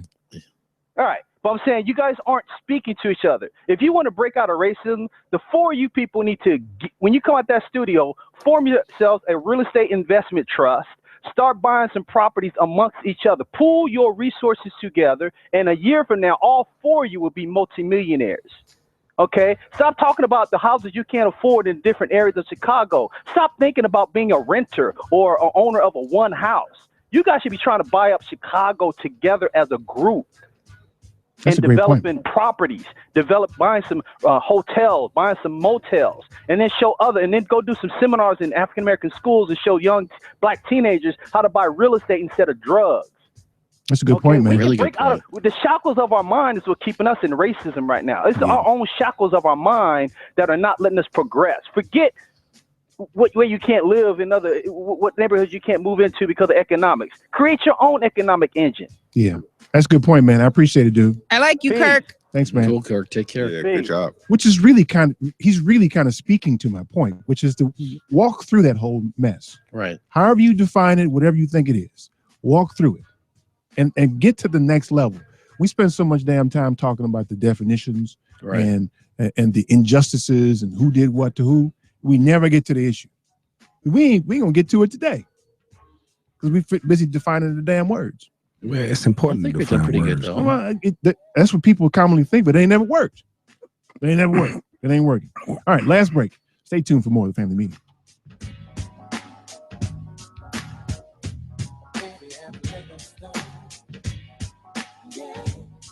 Hi, this is Kurt Summers, City Treasurer for Chicago. You can find me at www.summersforchicago.com. Keep listening to the Family Meeting. This is Richard Chu, owner of First Capital Insurance Group, and my message: do what is doable. We each have a different measure of financial success. My mission is to help you define your financial goals in light of a realistic budget and time horizon. I want you to have a great year and a great life, but we have to keep it real. Is your retirement plan giving you the protection, interest rate, and cash you'll need in retirement? If you've had issues with your 401k, IRA, or other financial programs, give us a call. We have proven solutions and we can help. My direct number is 312-243-3907. Let's talk soon, or visit my website, firstcig.com. That's the number 1, stcig.com. Polaris is introducing a new way for you to get empowering financial advice, save and plan. If you are like a lot of people, you'd like to work with a financial planner, but don't know if you earn or have enough to invest. Save and Plan will allow us to work with nearly anyone from young professionals to retirees looking to travel the world. Save and Plan is simple. Just sign up to save on a systematic monthly basis directly from your account and gain access to a planner and our planning services. Once you sign up, Polaris gives you a customized financial plan, a real person to speak with, and information to help you make good financial decisions. Your dedicated planner is just an email or phone call away. Save and Plan offers empowering advice for everyone. Visit us at polarisadvice.com. Call us today at 312-951-2606 or email us at polarisadvice.com. That's 312-951-2606 or email us at polarisadvice.com. Save and plan, empowering advice for everyone. Securities, insurance, and advisory services offered through FSC Securities Corporation. Member FINRA SIPC. Insurance services offered through Polaris Insurance Agency, Inc., which is not affiliated with FSC Securities Corporation. Itsashort.com. The website is itsashort.com, spelled ITSASHORT.com. We are the best designation on the internet for award-winning short film, video, and web series. Artists are from all over the world. They are award-winning from various festivals, but you can find us at info@itsashort.com, customer care at itsashort.com, and we'll get back to you straight away.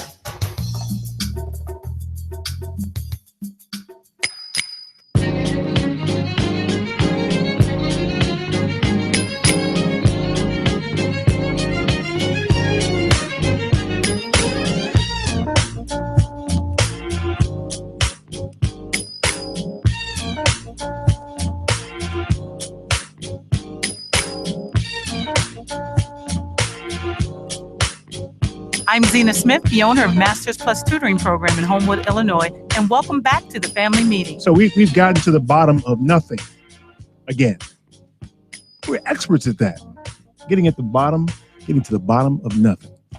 Okay, so I got let's see, 1, 2, 3, 4, 5 people holding here, and you guys have been holding for a bit, and I apologize for that. But you know the deal now. You got to take a minute. You got to get it in. I'm not going to cut you off, but you got to get it in now, all right? So let's start with my man, Gibu. Gibu, what's up, man? Thank you very much. A minute might be hard, but I'll do it. Get it in there, man. Are you good? All right. I was on a investigatory dig in Swaziland in August when I first called you. And I listened to you for a long time, a couple of years before I ever called you. But the reason I called you then was because we were in Swaziland looking for an object that had entered Earth's airspace through a defense satellite, a defense radar, and we checked it out. But my point is the racism. We had a Japanese physicist show up on the third day of our investigation. He was a young man, long black hair, so fine it was unbelievable, all the way down to his tailbone. He was as yellow as a crayon. His eyes were as black as jets. And I tell you what, the Swazi people came out by the hundreds the following day because the news had traveled. They wanted to come and see this man.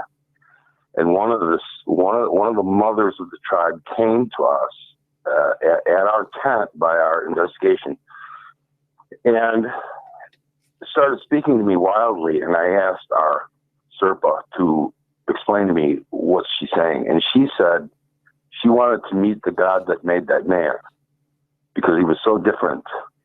And it was extraordinary to them. They didn't even think of racism, which I believe is learned. They were in amazement that there was a man that could look so different to them. My second point quickly is the costume comment that you make, which cuts me. A man does not wear a costume. To say he has a black costume, brown costume, yellow costume, white costume, red costume, is to say that he's masquerading, and he's not. I would point you to Jeremiah chapter 1, verse 5, where the Lord speaks to Jeremiah while he is in the womb and tells him that I knew you before I put you in the womb, which to me tells me that every single human being on this planet that's wearing the color that they have, it's not a masquerade, it's creation, and you should wear it as a badge of honor and be proud. I got it, man. I appreciate it, man. I gave you 2 on that one, all right? He got 2 in. Right. He got. All right, let's get Matt's calling from Chicago. Hey, man, you got to get a minute in, man. Can you get it in? Yes, sir. All right. Before I launch into this, I have to say, did somebody say they like Nickelback? Yeah, I Carmen did. said that, yeah. Oh, Lord, I'm half of your back, Carmen, but please don't say that ever again. Thank you.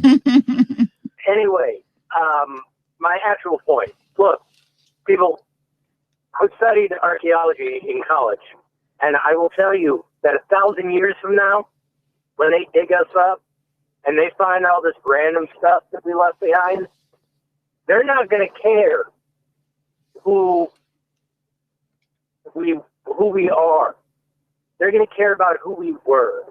And I'd rather have these people find out that we were a kind, compassionate, and accepting group of people, not someone who will sit there and debate. Please, this has nothing to do with the show. Just in general, debate race. There is no difference. There is no difference. We are people.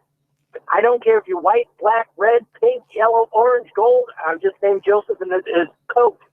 Doesn't matter. We are people.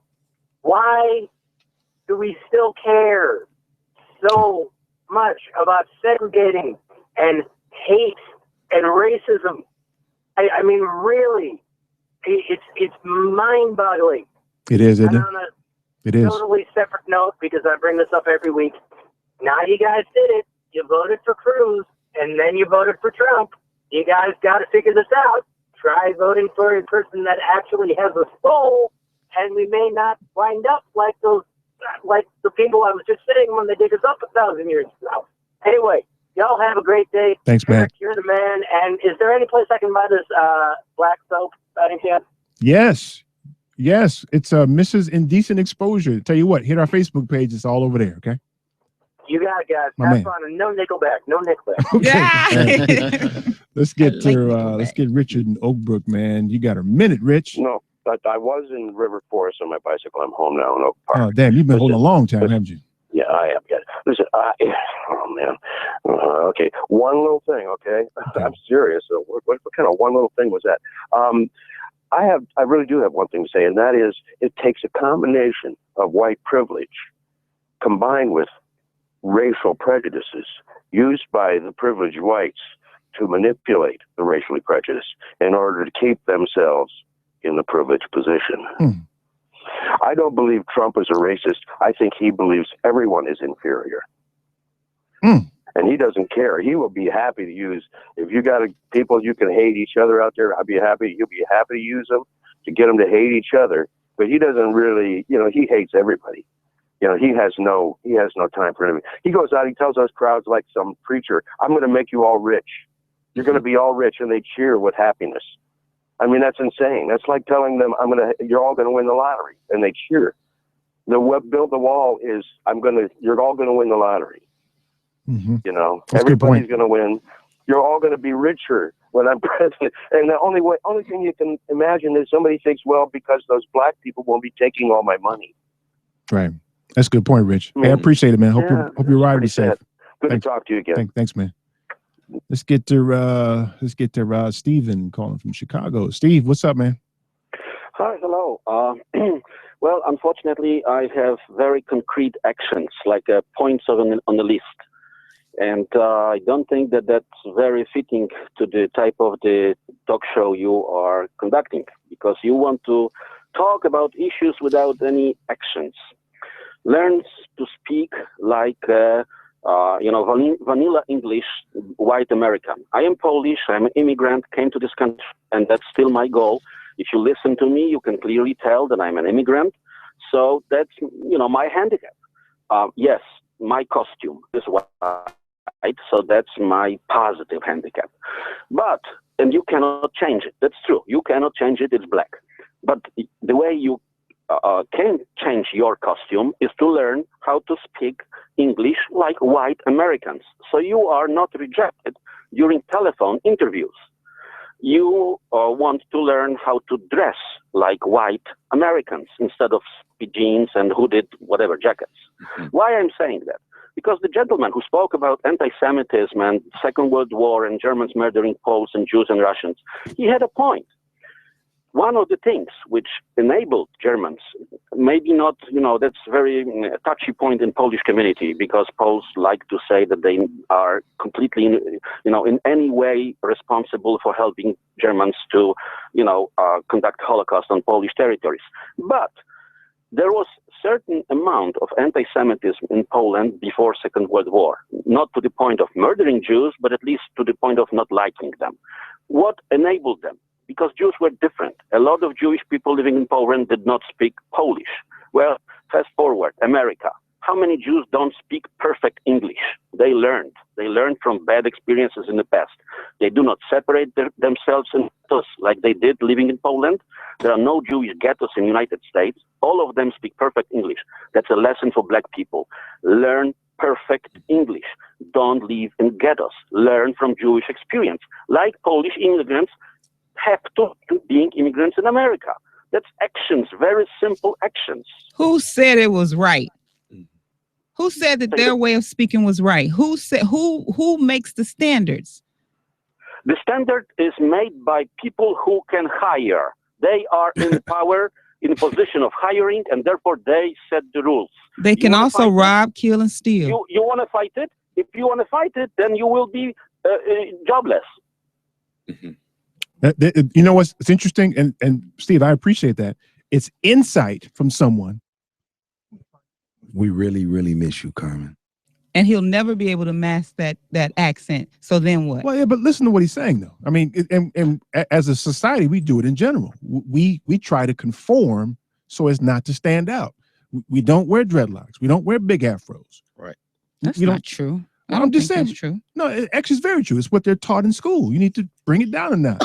And so, for right or for wrong, the class he's talking about that's hiring you, they don't want to see that. And that's bad. I understand that's bad.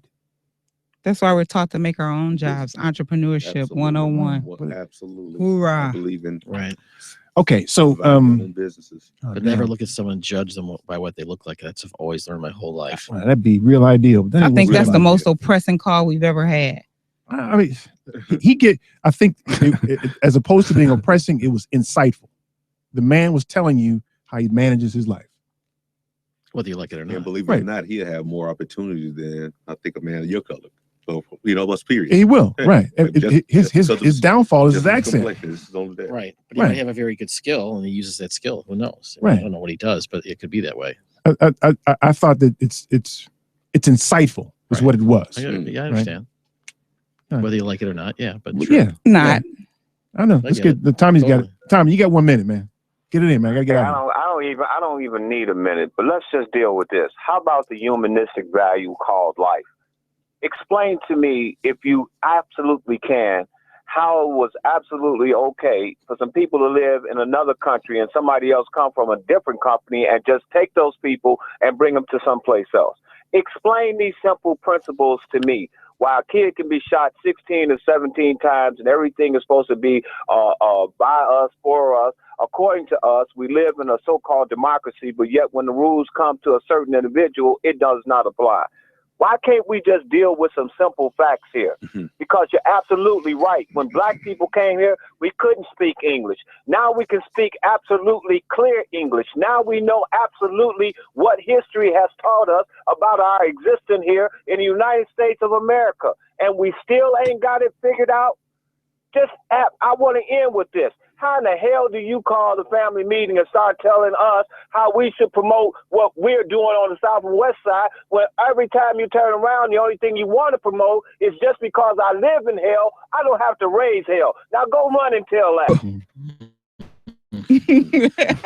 that. I think that we missed a real opportunity because the man gave us some insight. Man, we didn't miss anything. We heard everything he said, whether you liked it or not. He got his whole point out, so nobody interrupted him.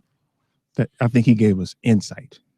All right, and I'm about listening to folks. About how people look at other people or how people view something from what they understand. Because conversation and dialogue can take place when people are upfront and honest. Now, if we try to suppress his ability to say that, then nobody communicates. Yeah, but he's still not listening because he has his point and his opinion, and you can't change his mind Yeah, with but any Carmen, of you that. shutting him down now. So I didn't shut him down. I let him say what he had to say, what but I'm I can saying to speak you my is mind. that he won't come back with it anymore. Well, but he you- feels like that's what he's going to be addressed with. But he's coming from a European point of view, where he's from immigrant. Where like if you're in your neighborhood in Carbon and you're just talking together, you might not feel. He's talking from a point where he feels comfortable.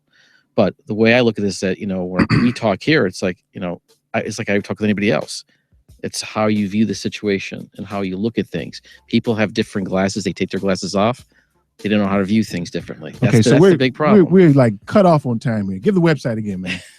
Website is sophisticatedmovement.com. And we'll put it on our Facebook page. You can find Lionel there. Go get that fat ass off. Go see Lionel and burn that fat ass off. Absolutely. All right? You can find well, you ain't got no website. They can't find you But I anyway. always appreciate you having me on because it's always a lot of fun and insightful. So you can vent. Rob, what you got, man? Man, my girl Carmen Ruffin, I'm just happy to see you. Yeah, That's thank all I you. got today. Yeah. Carmen Ruffin. That's it. Well, That's we'll profound go. enough right there. Tune into the family meeting every Sunday at 4. Thanks, Carmen. It's good to see you, girl. Thank you for having me. Yeah, that's my girl, Carmen. Tune in every Sunday at 4. I'm your host, Derek Grant. Guess what, y'all? Peace.